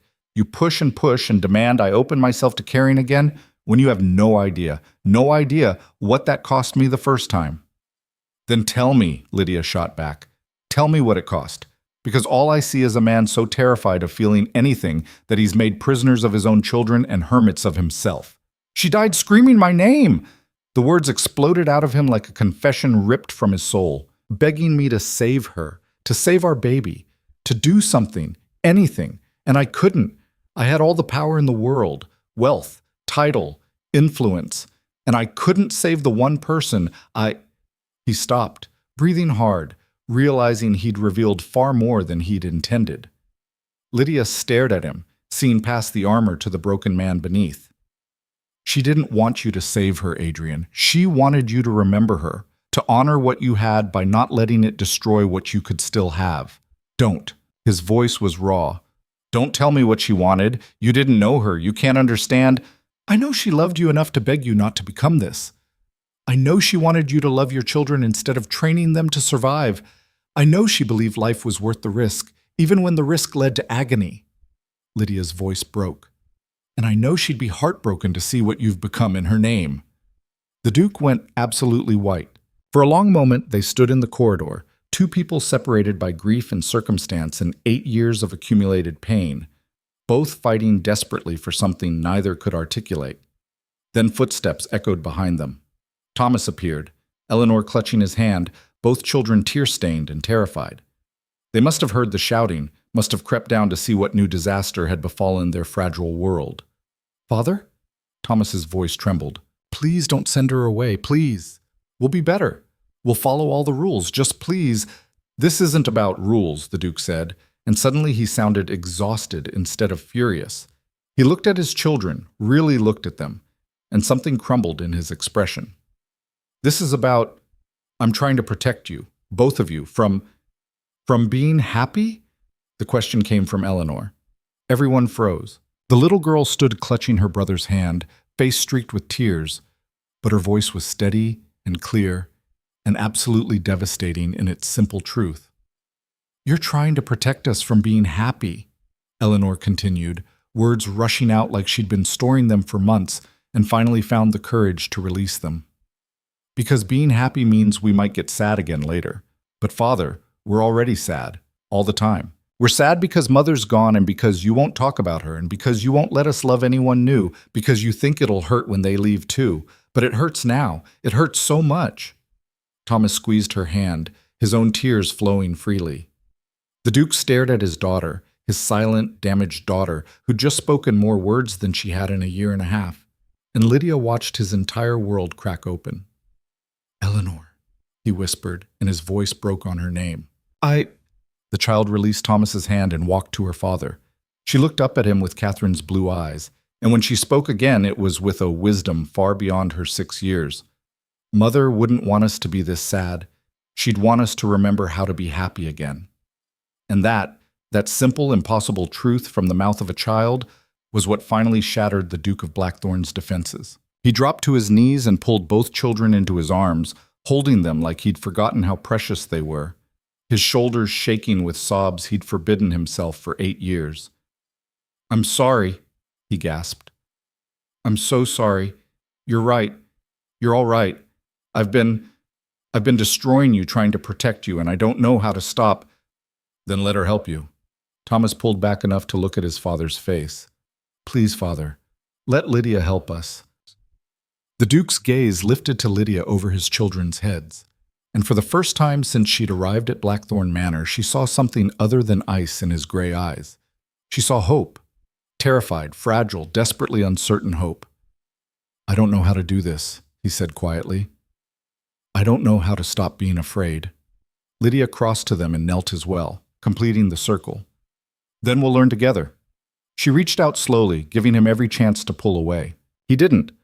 Her hand covered his where it rested on Thomas's shoulder, and the Duke didn't flinch or retreat or rebuild his walls. He just held on, like a man drowning who'd finally found something worth grabbing onto. Outside, winter still howled through the dead gardens. Inside Blackthorn Manor, ice was beginning, finally, impossibly, to melt.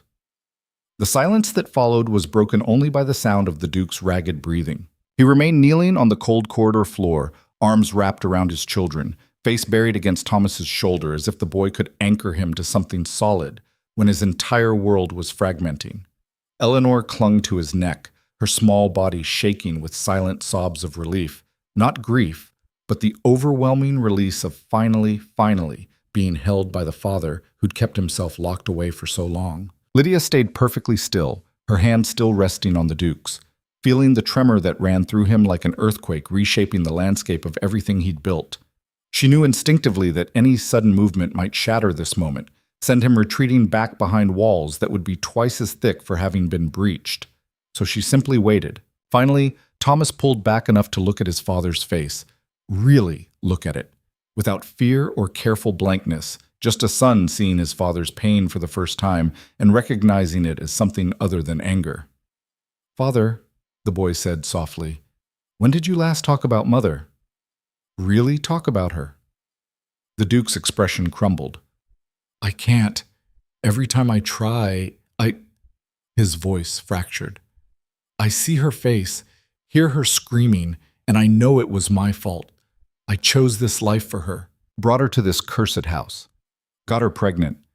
Every choice I made led directly to her death, and I can't carry that and function, so I just don't. But you are carrying it, Lydia said gently. You're carrying it alone in silence, and it's crushing you and them. The Duke looked at her, gray eyes swimming with unshed tears. What else am I supposed to do?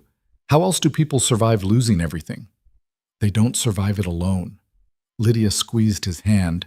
They share the weight. They remember together.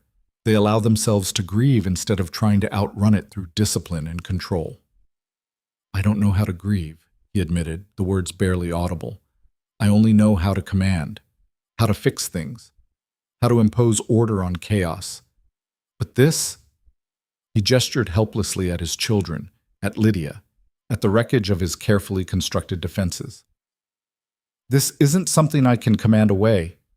No, Eleanor whispered, still in his arms. But you don't have to fix it alone anymore. The simple wisdom of it, a 6-year-old teaching her father what armies of adults had failed to make him understand, was what finally broke him completely. The Duke of Blackthorn wept, not the controlled private tears of a man maintaining dignity even in grief, but raw broken sobs that shook his entire frame. He cried for Catherine, for the baby they'd lost, for 8 years of frozen isolation. He cried for his children, damaged by his desperate attempt to protect them. He cried for himself, for the warmth he'd locked away, for the life he'd refused to live, for all the moments he'd traded for the illusion of safety. And his children held him through it. Thomas wrapped his thin arms around his father's shoulders. Eleanor pressed her face against his chest. Two small bodies offering comfort to the giant who'd tried so hard to shield them that he'd forgotten they were strong enough to shield him back. Lydia felt tears streaming down her own face, but she didn't look away. This was sacred.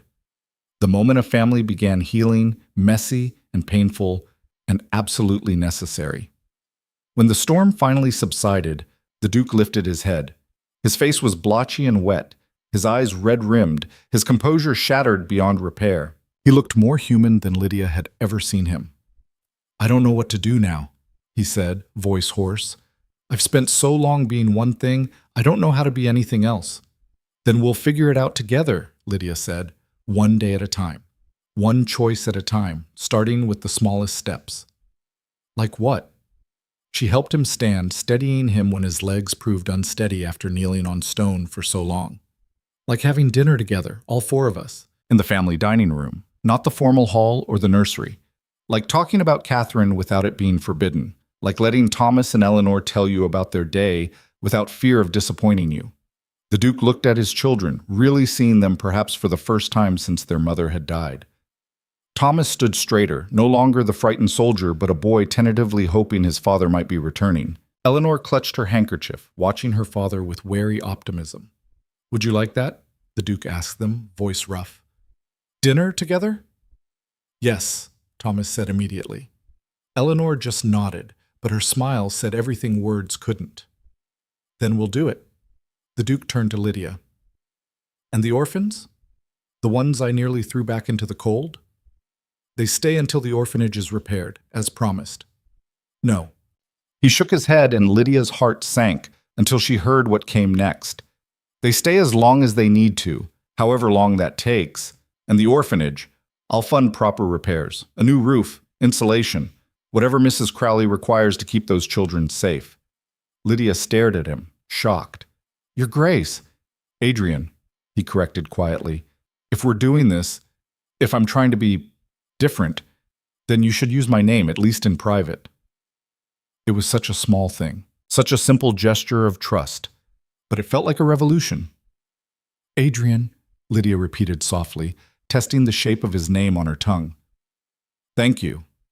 He nodded stiffly, clearly uncomfortable with gratitude, with vulnerability, with the entire emotional landscape he'd just stumbled into. But he didn't retreat, didn't rebuild his walls. He just stood there, holding his children's hands, looking lost and terrified, and tentatively, impossibly hopeful. Dinner that night was awkward. The family dining room hadn't been used in years. Mrs. Daventry had to direct servants to dust surfaces and air out the space before it was remotely habitable. The table was smaller than the formal dining hall's monstrosity, sized for intimate family meals rather than state dinners. 4 places were set, close enough that conversation didn't have to echo across vast distances. The Duke, Adrian, sat at the head of the table, spine rigid despite his earlier breakdown. Years of ingrained habit warred with his tentative attempts at change. He'd bathed and changed clothes after the corridor incident, reasserting control over his appearance, even if his emotional control remained fractured. Thomas and Eleanor sat on either side, watching their father with the careful attention of children who'd learned to monitor adult moods for survival. And Lydia sat at the opposite end, close enough to intervene if the evening collapsed, but far enough to let the family navigate this new dynamic themselves. For the first several minutes, No one spoke. Servants delivered courses in tense silence. Forks scraped against porcelain. Wine was poured and ignored. The weight of 8 years of forbidden emotion pressed down on all of them like a physical presence. Finally, Thomas gathered his courage. "Father, may I ask you something?" Adrian looked up sharply, and Lydia saw him fight the instinct to shut down the question before it was asked. "Yes." "What was Mother like when you first met her?" The silence that followed felt like walking on ice. One wrong step and everything would shatter. Adrian's jaw tightened, his hands clenched around his fork. Lydia could practically see him calculating whether to deflect, to change the subject, to retreat back into the safety of forbidden topics. Then he set down the fork and met his son's eyes. "She was terrifying," he said quietly. Thomas blinked. "Terrifying?" "Absolutely fearless. We met at a garden party, some political function I'd been forced to attend. I was standing alone trying to look important and unapproachable when this woman marched up to me and announced that my cravat was tied incorrectly and my scowl was giving everyone indigestion." The faintest hint of a smile touched Adrian's lips. No one had spoken to me like that in years. I was the Duke of Blackthorn. People bowed and scraped and agreed with everything I said. And here was this tiny woman treating me like an awkward schoolboy. "What did you do?" Thomas leaned forward, fascinated. "I fell in love with her on the spot." The admission came out rough but honest, which terrified me even more than she did, because I'd never wanted anything I couldn't control. And Catherine was gloriously, magnificently uncontrollable. Eleanor made a small sound, half laugh, half sob. Adrian looked at his daughter, and his expression softened in a way Lydia had never seen. "She would have adored you, Eleanor. You have her stubbornness, her courage. The way you spoke up in the corridor today, that was pure Catherine. She never let fear stop her from saying true things, even when the truth was difficult." "I'm scared all the time," Eleanor whispered. "So was she. She just didn't let the fear win." Adrian's voice cracked slightly. "I wish I'd learned that lesson from her. Instead, I let fear turn me into something she would have been ashamed of." "She wouldn't have been ashamed," Lydia said softly. "Disappointed, perhaps? Heartbroken for what you denied yourself and the children. But not ashamed. Catherine knew grief was hard. She just believed love was worth the risk anyway." Adrian looked at her across the table. "You read her entire journal." "Yes. And you think she was right? That opening yourself to loss is worth the brief happiness that comes before it?" Lydia thought about her own losses, her father's death, her estate crumbling, the desperate gamble that had brought her to Blackthorn Manor. She thought about Thomas's tears, Eleanor's silence, Adrian's 8 years of self-imposed exile from feeling. "I think refusing to love doesn't protect you from loss," she said carefully. "It just guarantees you lose everything while you're still alive to feel it. Catherine died, but she lived fully right up until the end. You've been surviving, but you haven't been living. Which is the greater tragedy?" The question hung in the air like a challenge. Adrian stared at her for a long moment, something complicated working behind his eyes. Anger, grief, reluctant understanding, and beneath it all, a fragile thread of something that might have been admiration. "You're very difficult to argue with," he said finally. "Good. Someone in this house should be." The corner of his mouth twitched, not quite a smile, but the ghost of one. "Thomas, Eleanor, eat your dinner. Your new mother is plotting my complete reformation, and I'll need strength to resist." Thomas's fork clattered against his plate. "New mother?" The words had slipped out casually, but their impact was seismic. Adrian froze, realizing what he'd said. Eleanor's eyes went wide. Lydia felt her breath catch. Adrian fumbled for words, composure deserting him again. "I meant, that is, her Grace is legally your stepmother, so technically—" "Do you mean it?" Eleanor interrupted, voice small but intense. "Can we call her mother?" The naked hope in the little girl's face was devastating. Adrian looked at Lydia, silently asking permission for something he had no right to demand. Lydia felt tears prick her eyes. She'd come to Blackthorn Manor expecting to manage a household, fulfill a contract, survive a cold arrangement. She hadn't expected to love these broken, beautiful children, hadn't expected to want the title they were offering with such desperate hope. Only if you want to, she said, voice thick with emotion. I would never try to replace your mother. Catherine will always be your mother, but if you'd like, if it would help, I would be honored to be a mother to you as well. In whatever way you need. Thomas looked at his father. Is it allowed? Adrian's throat worked as he swallowed hard. Yes. If it's what you want, it's allowed. Eleanor was out of her chair in an instant, running around the table to throw herself into Lydia's arms. Mother, she whispered, testing the word. Mother, mother, mother. Thomas followed more slowly, but when he reached Lydia, he buried his face against her shoulder and held on tight. Lydia wrapped her arms around both children, looking over their heads to find Adrian watching them with an expression of such profound longing and loss that it broke her heart all over again. He'd had this once, a wife, children, warmth, and he'd convinced himself he could never have it again. Now he was watching it rebuild around him, and he clearly had no idea whether to hope or grieve. The change in the household was immediate and unmistakable. Over the following days, Adrian emerged from his study more frequently. He started taking breakfast with the children, awkward, stilted meals where he clearly struggled to make conversation but persisted anyway. He stopped forbidding mentions of Catherine and instead began sharing small memories, how she'd rearranged the entire library because the organizational system lacked whimsy, how she'd once challenged him to a horse race across the estate and beaten him soundly. The children blossomed under the attention like flowers finally getting sunlight. Thomas began asking his father questions about estate management, politics, the adult world he'd been kept carefully separate from. Adrian answered with surprising patience, treating his 8-year-old son like someone whose curiosity mattered. Eleanor started following her father around the manor like a tiny, silent shadow. At first, Adrian seemed uncomfortable with the constant presence, but gradually he began pointing out architectural features, telling her stories about the portraits lining the walls, even asking her opinion on which rooms needed redecorating. And Lydia watched it all with cautious optimism, knowing this fragile healing could shatter at any moment. The orphans continued their chaotic occupation of the servants' wing. Mrs. Crowley reported daily that the children were thriving, gaining weight, losing the haunted look of those who'd lived too long in scarcity. Several of the younger ones had started calling Blackthorn Manor home, which created its own complicated questions about what would happen when the orphanage repairs were complete. On the 8th day after Adrian's breakdown in the corridor, Lydia found him in the library late at night.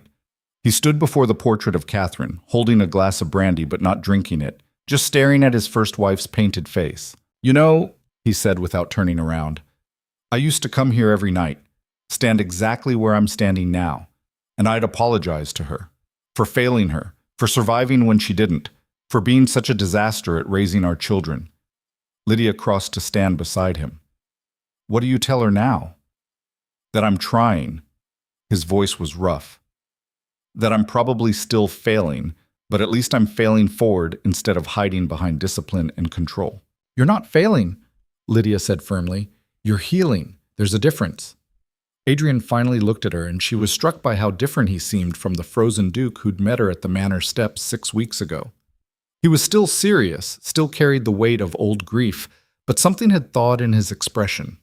His eyes held warmth now, flickering and uncertain but undeniably present. I owe you an apology, he said. Several, actually, for how I treated you when you arrived, for the impossible terms I set, for trying to banish you when you dared to care about my children. You were protecting yourself the only way you knew how. That's generous. Most people would call it cruelty. Most people haven't read Catherine's journal, haven't seen how thoroughly loss shattered you. Lydia paused. But Adrian, you can't spend the rest of your life apologizing for being human. At some point, you have to forgive yourself. He laughed bitterly. Catherine used to say the same thing, when I'd berate myself for political failures or estate problems. She said I held myself to impossible standards and then flagellated myself when I inevitably fell short. She was right. She usually was. Adrian took a sip of brandy, then set the glass down. I've been thinking about the orphans. Lydia tensed. What about them? 23 children.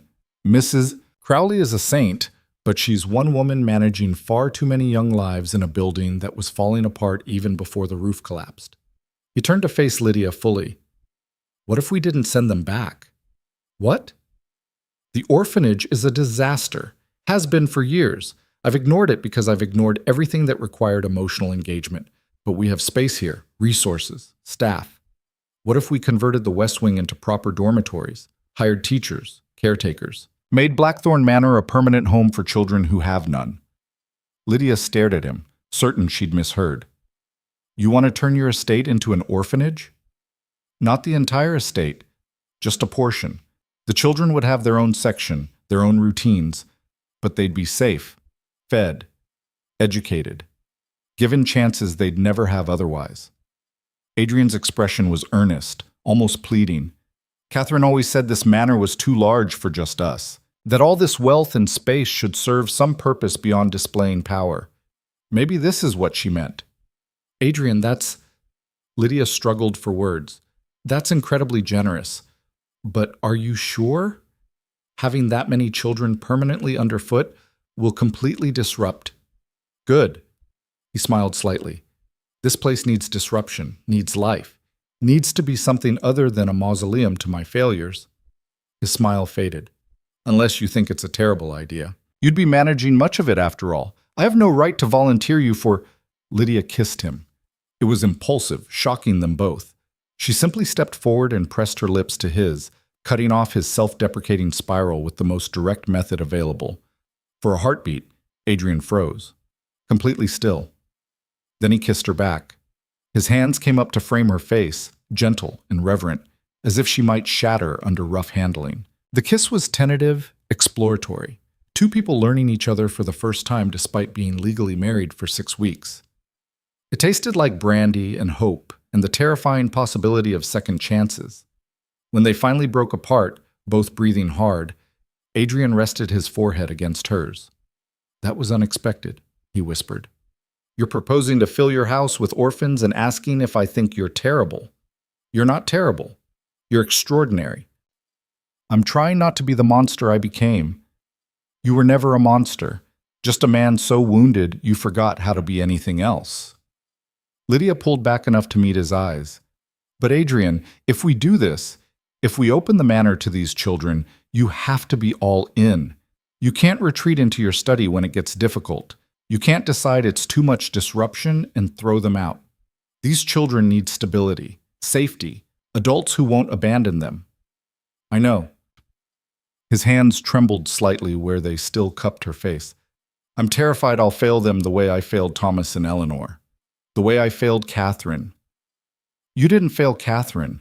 Life failed both of you, and you haven't failed the children. You just took a very long detour before figuring out how to be their father. Lydia covered his hands with hers. But you're here now, present, trying. That's what matters. Adrian studied her face as if memorizing it. When did you become so wise? When I married a difficult duke and decided surviving him wasn't enough, I needed to save him too. Ambitious. Someone in this marriage has to be. He laughed, actually laughed, the sound rusty from disuse but genuine. Then he sobered, his expression turning serious. Lydia, I need you to understand something. When I married you, it was a transaction. I needed a duchess for social appearances. You needed financial security. That was the agreement. Her heart sank. I remember. But that's not what this is anymore. At least not for me. His voice dropped to something raw and honest. I don't know when it changed. Maybe when you defied me about the children. Maybe when you invaded Catherine's tower looking for answers. Maybe when you stood in the courtyard and demanded I give homeless orphans shelter. But somewhere along the way you stopped being a transaction and became... He trailed off, clearly struggling.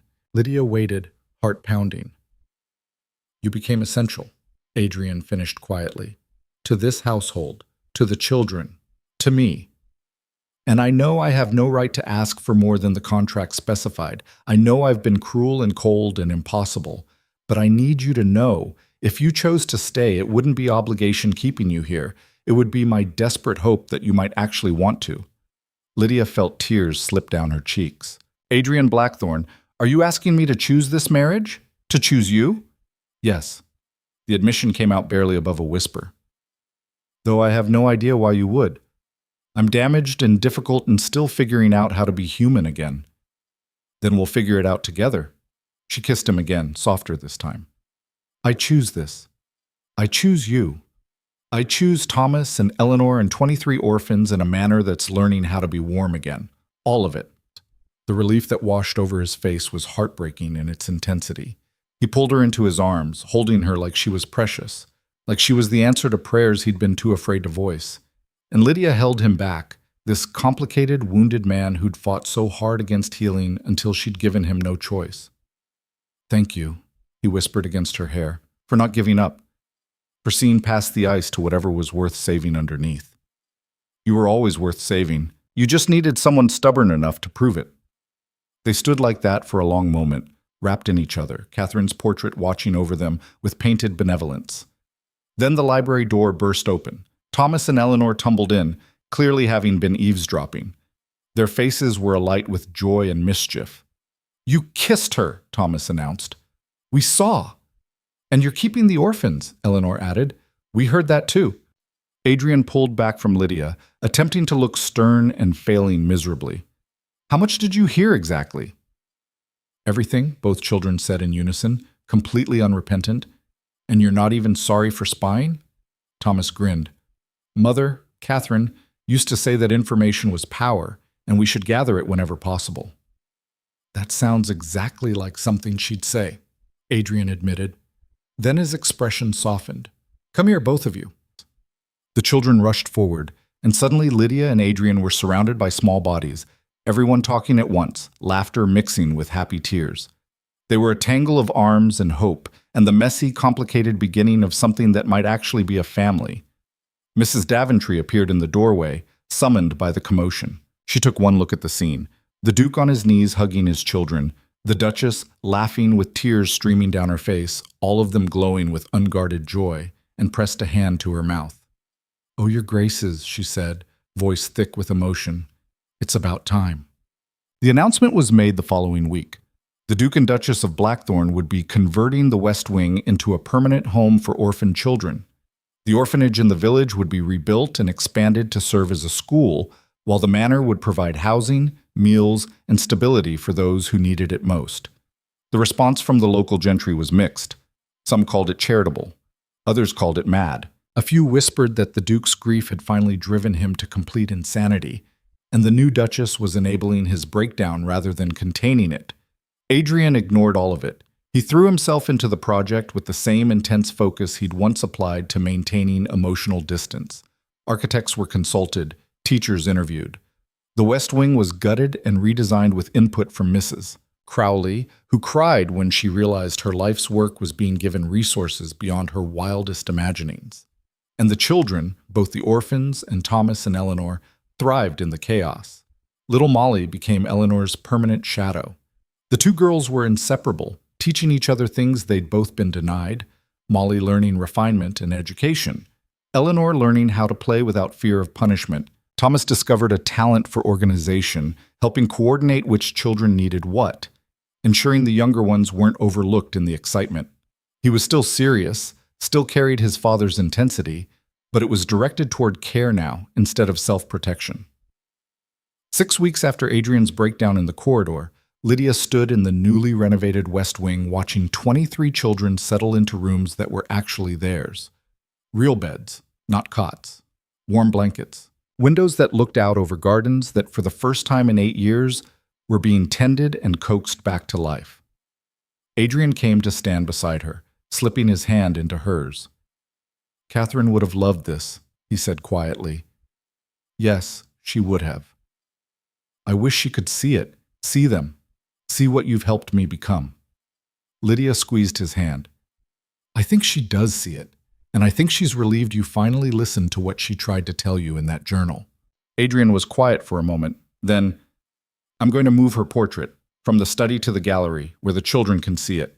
She should be part of this household again, not hidden away like a secret I'm ashamed of. That's a wonderful idea. And I'm going to remove the locks from the East Tower. Open Catherine's rooms. Let the children play there if they want. Stop treating her memory like something too fragile to touch. He paused. Will you help me go through her things?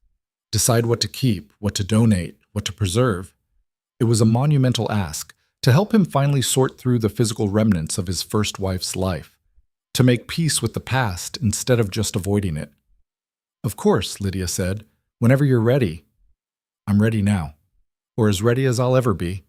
Adrian turned to face her fully. Thank you for everything, for being patient when I was impossible, for fighting when I tried to push you away, for showing me that strength isn't about control. It's about letting yourself care, even when caring is terrifying. You're welcome. Though I should warn you, now that you've started feeling things again, I'm not going to let you stop. You're going to keep healing whether it's comfortable or not. He smiled, a real smile, warm and genuine. I wouldn't expect anything less. From across the wing, Eleanor's voice rang out. Mother, Molly wants to know if we can paint our room. Thomas appeared behind her, and I told her she has to ask Father first because he's very particular about paint colors. Adrian looked at Lydia, eyebrows raised. Am I particular about paint colors? Extremely, but I think you're about to learn flexibility. Wonderful. But he was grinning as he called back, Let's go look at color samples together. The children cheered and ran off to find the sample books, Eleanor dragging Molly by the hand, Thomas organizing the expedition with determined efficiency. Adrian started to follow, then paused and looked back at Lydia. I love you, he said, the words simple and devastating in their honesty. I should have said it sooner, should have recognized it weeks ago. But I was still learning how to feel anything at all, and love was buried so deep I almost didn't recognize it when it surfaced. But I do. Love you. Completely. Lydia felt her heart expand until it hurt. I love you too. Your stubbornness, your damage, your terrible attempts at small talk, all of it. My terrible attempts at small talk? You asked Mrs. Henderson yesterday if she enjoyed the weather we've been having while standing in a blizzard. I was being polite. You were being awkward, but it was endearing. Adrian laughed and pulled her close, kissing her soundly. Come on, we have paint colors to approve and an empire of orphans to manage. Our lives have become very strange. Yes, he agreed, and I wouldn't change a single thing. They walked together toward the sounds of children arguing cheerfully about whether blue or green was a better color for bedroom walls. Behind them, through the windows, snow continued to fall on Blackthorn Manor. But inside, for the first time in 8 years, everything was warm. Spring arrived at Blackthorn Manor like a revelation. The gardens that had lain dead for 8 years suddenly exploded with color, crocuses pushing through thawing earth, rose bushes coaxed back to life by the new groundskeeper Adrian had hired specifically for the task, fruit trees in the orchard blooming white and pink against blue sky. The transformation was so dramatic that guests arriving for the Easter festival stopped in the drive, shocked by the sight of a house they'd known only as a monument to grief now bursting with unmistakable life. Lydia stood at the entrance, 7 months pregnant and radiant, greeting each arrival with genuine warmth. Her condition was obvious beneath the flowing silk of her gown, a public declaration that the Duke of Blackthorn had not only remarried but was building a future instead of mourning the past. Duchess, Lady Pemberton curtsied, eyes traveling pointedly to Lydia's swollen belly. How robust you look. Pregnancy agrees with me, Lydia said pleasantly, ignoring the veiled insult. Please come in. The children are eager to show you the improvements we've made. Lady Pemberton's expression soured further at the mention of children. She'd been one of the loudest critics of the orphan project, declaring it unseemly for a duke to fill his ancestral home with vagrant spawn. But she couldn't refuse the invitation without causing a scandal, so she swept inside with her husband in tow, prepared to find fault with everything. She wasn't prepared for what she found. The entrance hall was transformed. Where cold marble and stern portraits had once dominated, there was now warmth, fresh flowers and massive arrangements, artwork created by the children displayed alongside ancestral paintings, and the sound of laughter echoing from deeper in the house. The orphans had been integrated so thoroughly into the household that distinguishing them from the Duke's own children required close attention. Good morning. Thomas appeared, now 9 years old and carrying himself with the confident authority of someone who'd found purpose. He'd appointed himself unofficial guide for the festival, and he executed his duties with the same intensity he'd once applied to surviving his father's impossible standards. May I show you to the gallery, We've prepared refreshments, and Father will be joining everyone shortly." Lady Pemberton stared at the boy who'd been a silent, haunted figure just months ago, now engaging guests with polished ease. "Master Thomas, you seem well." "I am well, thank you. We all are." Thomas gestured toward the gallery. "This way, please." The gallery had been completely reimagined. Catherine's portrait now hung in pride of place, surrounded by newer paintings, one of Adrian with Thomas and Eleanor, another of Lydia reading to a group of orphans, a third of the entire household gathered in the gardens. It was a visual declaration. This family honors the past but lives in the present. And standing beside Catherine's portrait, greeting guests with quiet confidence, was Duke Adrian Blackthorne. He'd changed almost beyond recognition. The frozen, impenetrable man who'd terrorized his household through sheer force of controlled emotion was gone. In his place stood someone warmer, more human, still serious, but no longer weaponizing that seriousness against everyone around him. He wore his authority more lightly now, as if he'd finally understood that power wielded with compassion was stronger than power, wielded through fear. "Lady Pemberton, Lord Pemberton." Adrian's greeting was cordial. "Thank you for joining us. I trust Thomas provided adequate escort." "He's very changed," Lady Pemberton said carefully. "He's happy," Adrian corrected, "as children should be. Come, let me introduce you to some of our other residents." He guided them through the gallery, pointing out children who'd arrived as hollow-eyed survivors and now thrived. Peter, the boy who'd broken into Catherine's tower, now studying architecture with genuine passion. Sarah, a tiny 6-year-old who'd arrived malnourished and terrified, now performing piano pieces she'd learned from the music teacher Adrian had hired. Marcus, 11, who'd shown such aptitude for mathematics that Adrian was arranging for him to study at Cambridge when he came of age. Each child had a story. Each had been transformed by stability, education, and adults who actually cared whether they lived or died. Lady Pemberton listened with increasing discomfort, her prepared criticisms dying unspoken as she confronted the reality of what Blackthorne Manor had become.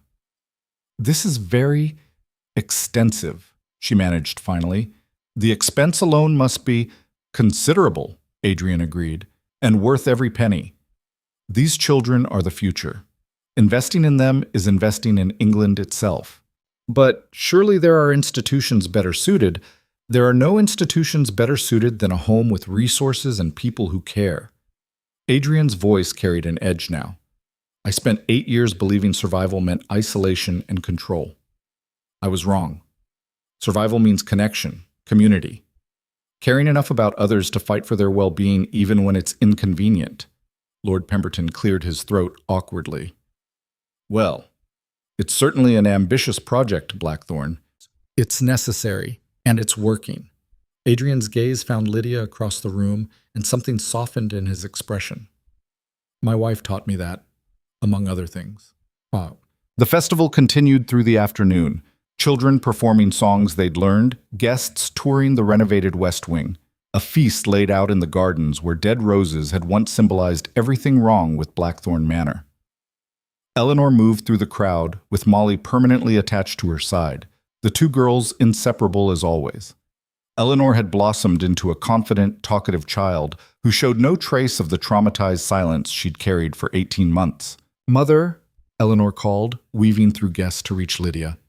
"Molly wants to know if we can show people the art room, the one you and Father set up for us."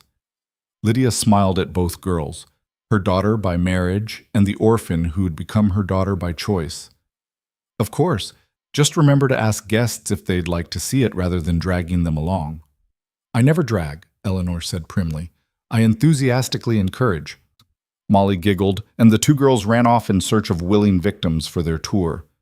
"She's remarkable," a voice said beside Lydia. She turned to find an older woman she didn't recognize, elegantly dressed, perhaps 60, with kind eyes and a face that suggested both strength and sorrow. "Thank you," Lydia said. "May I ask who—" "Lady Margaret Ashford. I was Catherine's aunt." The woman's smile was sad.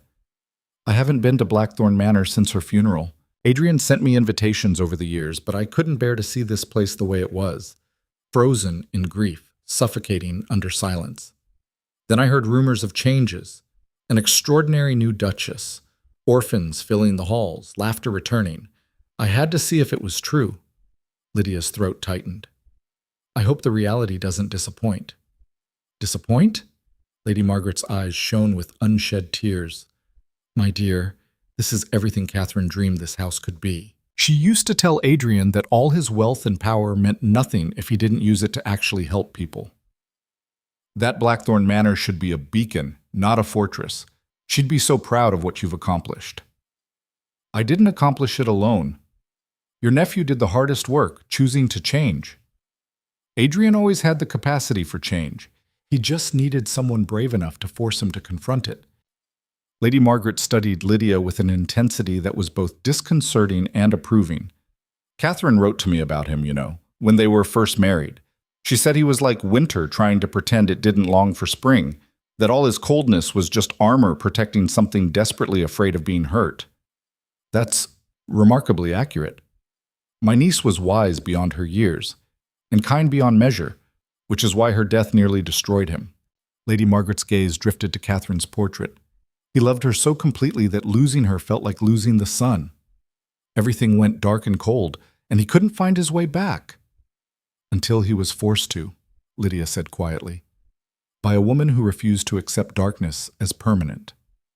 Lady Margaret squeezed Lydia's hand. Thank you for saving him, for saving those children, for making this house remember what it was built for. Before Lydia could respond, a commotion erupted near the garden entrance. Adrian's voice, sharp with command. Someone fetch the physician, now! Lydia's blood went cold. She pushed through the crowd as quickly as her pregnant bulk allowed, heart hammering with fear. Had one of the children been hurt? Had something happened to... She broke through the ring of onlookers and stopped. A woman stood just inside the garden, or rather, swayed unsteadily, barely conscious, supported by two of the stable hands who'd apparently found her collapsed near the gate. She was young, perhaps 20, dressed in rags, her face gaunt with starvation, and most devastatingly, she clutched a small bundle against her chest. A baby, crying weakly. She was trying to reach the house, one of the stable hands explained. Said she heard the Duke of Blackthorn was taking in orphans. She's burning with fever, Your Grace. I don't think she'll last. Then we make sure she does, Adrian cut him off. He turned to Mrs. Daventry. Prepare a room in the East Wing immediately. Send for Dr. Matthews. And someone bring milk for the child. It sounds half-starved. The woman's eyes fluttered open, focusing on Adrian with desperate hope. Please, she whispered. My baby. I'm dying. I know I'm dying, but he doesn't have to. Please, you're not dying, Adrian said firmly, though his face was pale. Not on my watch. We're going to get you help. No time. The woman's breathing was labored, her skin burning with fever even from a distance. Childbed fever. 3 days since the birth. I can feel it, burning me from inside. But he's healthy, strong. Just needs someone to... She collapsed. The stable hands caught her before she hit the ground, and Adrian carefully took the baby from her arms. The tiny infant was red-faced and wailing, wrapped in what might have once been a blanket but was now just rags. Lydia moved forward instinctively, taking the baby from Adrian's uncertain grip. The child was indeed healthy despite his circumstances, lungs working magnificently, small fists waving with indignant fury at the world's injustice. Get her inside, Adrian ordered, and the stable hands carried the unconscious woman toward the house, Doctor. Matthew's already being summoned, the entire festival forgotten as the household mobilized. Lady Pemberton watched the chaos with poorly concealed shock. Blackthorn, surely you cannot be seriously considering... Considering what? Adrian's voice was ice. Letting a woman die on my doorstep? Allowing an infant to starve because his mother had the misfortune of poverty? This is precisely what I warned about. Open your doors to the desperate, and they'll never stop coming. You'll be overrun with every vagrant and beggar in England. Good, Adrian said flatly. Let them come. Let every person who needs help know that Blackthorn Manor is a place where human life is valued over social propriety, where children don't die of neglect because they were born into the wrong circumstances. That's madness. The expense alone is mine to bear, as is the responsibility. Adrian's gaze swept the assembled guests, most of whom looked distinctly uncomfortable, I spent 8 years caring about nothing but maintaining control and avoiding pain. I have wealth beyond measure and used it for nothing except building walls between myself and anything that might make me feel. Well, I'm feeling now. And what I feel is rage that we live in a world where a woman has to walk miles while dying just to beg someone, anyone, to save her child's life. Silence greeted his declaration. Then quietly, Lord Pemberton spoke. How much do you need? Adrian blinked. What? For this project, the orphans, the expansions you're planning. How much funding do you need? The older lord looked uncomfortable but determined. My wife thinks I'm a fool, but she's been wrong before. If you're serious about this, about creating a genuine refuge for those who need it, then you'll need more resources than one estate can provide, no matter how wealthy. Adrian seemed genuinely shocked. I appreciate the offer, but I'm not offering, I'm investing. Lord Pemberton straightened. England's streets are full of children who could be remarkable if given half a chance. You're giving them that chance. It would be criminally stupid not to support such an endeavor. Lady Margaret stepped forward. I'd like to contribute as well. Catherine's inheritance has sat unused since her death. She'd want it supporting this. One by one, other guests began offering resources. Money, connections, expertise. Not all of them. Lady Pemberton and her circle retreated in scandalized horror. But enough. Enough to prove that the world could change if someone was willing to start. Adrian looked overwhelmed, clearly unprepared for his private project to become a public movement. Lydia caught his eye across the crowd and smiled. He smiled back, tentative, disbelieving, but real. The woman died 3 hours later. Dr. Matthews did everything possible, but childbed fever was beyond medicine's ability to cure. She slipped away peacefully, the fever finally releasing her, knowing her son was safe, even if she couldn't raise him herself. Adrian stood beside her bed as she died, holding her hand, making sure she didn't leave the world alone. When it was over, he found Lydia in the nursery, rocking the infant who'd already been fed, cleaned and dressed in clothing donated from the manor's stores. The baby slept peacefully, unaware that he was now an orphan. What was her name? Lydia asked softly. Anne. Anne Fletcher. 20 years old, unmarried. The baby's father abandoned her when he learned she was pregnant. Adrian's voice was rough with suppressed emotion. She walked 8 miles while dying to reach us. 8 miles. Because she heard a rumor that the Duke of Blackthorn might actually care whether her child lived or died. And you did. You do. I was going to be this. Adrian gestured at the sleeping infant. Catherine died, and I was so consumed by grief I nearly forgot Thomas and Eleanor existed. I almost turned into the kind of man who'd let this child die because his mother inconvenienced my festival. But you didn't. Only because you wouldn't let me. Adrian crossed to her, sinking into the chair beside the rocking chair. He looked exhausted, emotionally wrung out. 8 months ago, I would have turned Anne away, had her removed from the property, told myself it wasn't my problem, and I would have lived with that choice by convincing myself I was being practical instead of monstrous. Lydia shifted the baby slightly, offering him to Adrian. Hold your son. He's not. He will be, if you want him to be. We can adopt him. Raise him alongside the child I'm carrying, give him the name and protection and love that his birth mother wanted him to have. Lydia's eyes were fierce. Or we can find him another family, but either way, he's not just orphan number 24. He's a child who deserves everything we can give him. Adrian took the baby carefully, cradling the tiny body against his chest. The infant stirred, made a small noise, then settled again, seemingly content. William, Adrian said quietly. We'll call him William, after Catherine's father. He was a good man, kind, would have loved this madness we've created. William Blackthorn. Lydia tested the name. It suits him. They sat together in the growing darkness, 2 adults and 2 children who weren't born to them but were theirs nonetheless, listening to the sounds of the household settling after the day's chaos. Somewhere in the West Wing, the other orphans were being put to bed. In the main house, servants cleaned up from the festival. In the gardens, the first true warmth of spring was coaxing the world back to life. I'm terrified, Adrian admitted. Of all of this. The children. The responsibility. The possibility that I'll fail them the way I almost failed Thomas and Eleanor. You won't. You can't know that. Yes, I can. Because you're trying. Because you care enough to be terrified. Because you've learned that strength isn't about never feeling fear. It's about feeling it and choosing love anyway. Lydia leaned her head against his shoulder. Catherine knew that. It's why she loved you. Adrian was quiet for a long moment. Then, do you love me? You know I do. I told you months ago. I know, but I need to hear it again. Need to believe this is real and not just some fever dream where I'm allowed to be happy. Lydia took his free hand and placed it on her swollen belly, where their child, their biological child, the seal on this improbable marriage, kicked vigorously against his palm. This is real, she said firmly. The baby growing inside me is real. William sleeping in your arms is real. Thomas and Eleanor and 23 other children who go to bed every night knowing they're safe because of you. All real.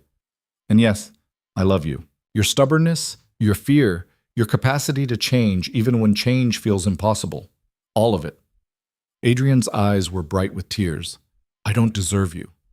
Probably not, but you're stuck with me anyway. He laughed, the sound watery but genuine, and kissed her temple.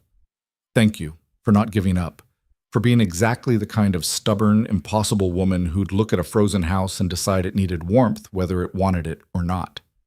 Someone had to. You were all dying slowly in here. We were. And now, Adrian looked around the nursery, at the crib waiting for their child, at William sleeping peacefully in his arms, at Lydia glowing with life and love and fierce determination. Now we're living. Actually living. It's terrifying and chaotic and nothing like the controlled existence I thought I wanted. But it's real in a way nothing has been real since Catherine died. She'd be proud of you, of this. I hope so. I like to think she is somehow. Watching from wherever she is, relieved I finally listened to her. Lydia smiled. She definitely said, I told you so, when you finally broke down in that corridor. Undoubtedly.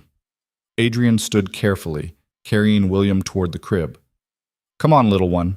Let's get you settled. You've had quite a first day with us. He laid the baby down with surprising gentleness, tucking blankets around the tiny form with the same care he'd once used only for ledgers and estate documents. William sighed contentedly and slept on, already trusting the safety of this place. One more, Lydia said, patting her belly, and then I think we're done with biological children. Agreed, though we'll probably keep adopting orphans every time someone shows up desperate and dying at our gate. Probably. Adrian helped her stand, supporting her weight as they made their way to their chambers.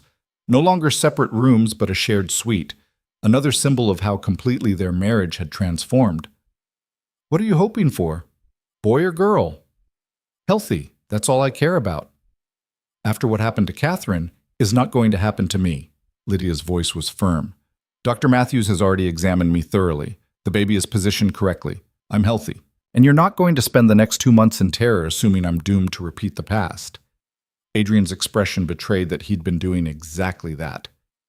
Adrian. Lydia stopped, cupping his face in her hands. I know you're scared. I know losing Catherine traumatized you in ways you're still recovering from, but I need you to trust that this can be different, that not every pregnancy ends in tragedy. Can you do that? He swallowed hard. I can try. That's all I ask. 2 months later, on a morning in late May when the gardens were in full bloom, Lydia went into labor. It was nothing like Catherine's doomed ordeal. The baby came quickly, efficiently, with none of the complications that had killed the first Duchess.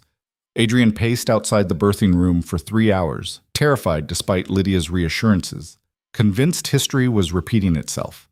Then a baby's cry split the air, strong, healthy, indignant. Dr. Matthews emerged, smiling. Congratulations, Your Grace. You have a son. Mother and child are both doing beautifully. Adrian nearly collapsed with relief. He entered the room to find Lydia propped up on pillows, exhausted and radiant, holding a red-faced infant who was already showing signs of his father's dark hair and his mother's determined expression. Meet your son, Lydia said softly. Adrian crossed to the bed in a daze, staring at the tiny person they'd created. His son. His and Lydia's. Proof that love could create life instead of just surviving loss. He's perfect, Adrian whispered, voice breaking. You're both perfect. We're both exhausted, Lydia corrected. But yes, perfect works too. The baby opened his eyes, gray like his father's, and yawned enormously. What should we call him? Adrian asked, carefully touching one tiny fist. I was thinking James, after my father. James Adrian Blackthorne. Adrian tested the name. I like it. The door burst open, and Thomas and Eleanor tumbled in, followed by a procession of orphans who'd apparently decided birth announcements were spectator sports. Is he here? Eleanor demanded. Can we see him? Can we hold him? Thomas added. Later, Lydia laughed. Let him be born for more than 10 minutes before you all start fighting over who gets to hold him first. But she shifted so the children could see their new brother, and the room filled with excited whispers and plans for all the things they'd teach him and the adventures they'd have. Adrian watched his family, biological, adopted, chosen, all of it, and felt something he'd thought was permanently dead inside him stir back to life. Complete, uncomplicated joy, all. 5 years later, Blackthorn Manor had become something beyond anything Lydia had imagined that first cold day she'd arrived as the Duke's unwanted third wife. The orphan project had expanded beyond the manor's walls. With funding from Lord Pemberton and others who'd been moved by Adrian's passion, 3 more houses had been established across England, safe havens where children could be educated, cared for, and prepared for futures that didn't involve starvation or exploitation. The manor itself housed 30 children now. The West Wing expanded again to accommodate the constant stream of desperate parents and abandoned infants. Mrs. Crowley had been promoted to director of the entire program, with a staff of teachers, nurses, and caregivers who treated their work as a calling rather than just employment. Thomas, now 14, was already planning to study law at Oxford with the explicit goal of reforming England's orphan care system. Eleanor, 11, had discovered a talent for music and spent hours teaching the younger children songs and basic piano. William Fletcher Blackthorne, the infant they'd adopted the night of the festival, was now 5 years old and inseparable from James, the son Lydia had given birth to. The boys were thick as thieves, same age, same wild energy, same tendency to lead expeditions through the gardens that inevitably ended with muddy clothes and sheepish apologies. And scattered among all of them were the others, Molly, Peter, Sarah, Marcus, and 24 more children who'd arrived broken and left whole. Lydia stood in the gardens on a June morning, watching the chaos of breakfast being served outdoors because the dining room couldn't possibly hold everyone. Adrian was attempting to mediate a dispute between James and William over who got the last piece of bacon, while Eleanor played peacemaker and Thomas organized everyone into some semblance of order. It was loud, messy, exhausting. It was perfect. Your Grace. She turned to find Mrs. Daventry approaching, holding an envelope sealed with official-looking wax. This arrived from London, marked urgent. Lydia opened it, scanning the contents quickly. Then she smiled, wide and fierce and triumphant. Adrian, she called, you need to see this. He extricated himself from the bacon dispute and crossed to her, eyebrows raised. What is it? Parliament. They're proposing legislation based on our model. Mandatory education for orphans, government funding for housing, regulations to prevent exploitation. And they're citing the Blackthorn Orphan Initiative as proof the system works. Adrian stared at the letter, something like awe crossing his face. They're actually listening. Not just listening, acting. You did this. You changed the system. We did this, he corrected, pulling her close. You started it by refusing to let me hide behind my grief. Everything that came after followed from that first act of defiance. Lydia leaned into him, content. They'd come so far from that frozen manor where a widow and a duke had struck a joyless bargain. The house that had been a tomb was now overflowing with life. The man who'd believed love was weakness had learned it was the only real strength. Mother, Father, Eleanor called. Molly and I finished the new song. Do you want to hear it? Of course, Lydia called back. They walked together toward the gardens where 30 children and half a dozen adults waited, a family built not from blood, but from choice and courage, and the radical belief that every person deserved warmth even in the coldest frontier. And above them, if they'd looked, They might have seen Catherine's portrait visible through the library window. The first Duchess, watching over the life she dreamed this house could have, finally realized by the second Duchess, who'd refused to let Frozen remain forever. The legacy of Blackthorn Manor had been rewritten, not with ice and isolation and carefully controlled grief, but with noise and mess and the magnificent, terrifying, absolutely worthwhile chaos of loving completely. The cold frontier had been conquered, and in its place bloomed something infinitely warmer: home.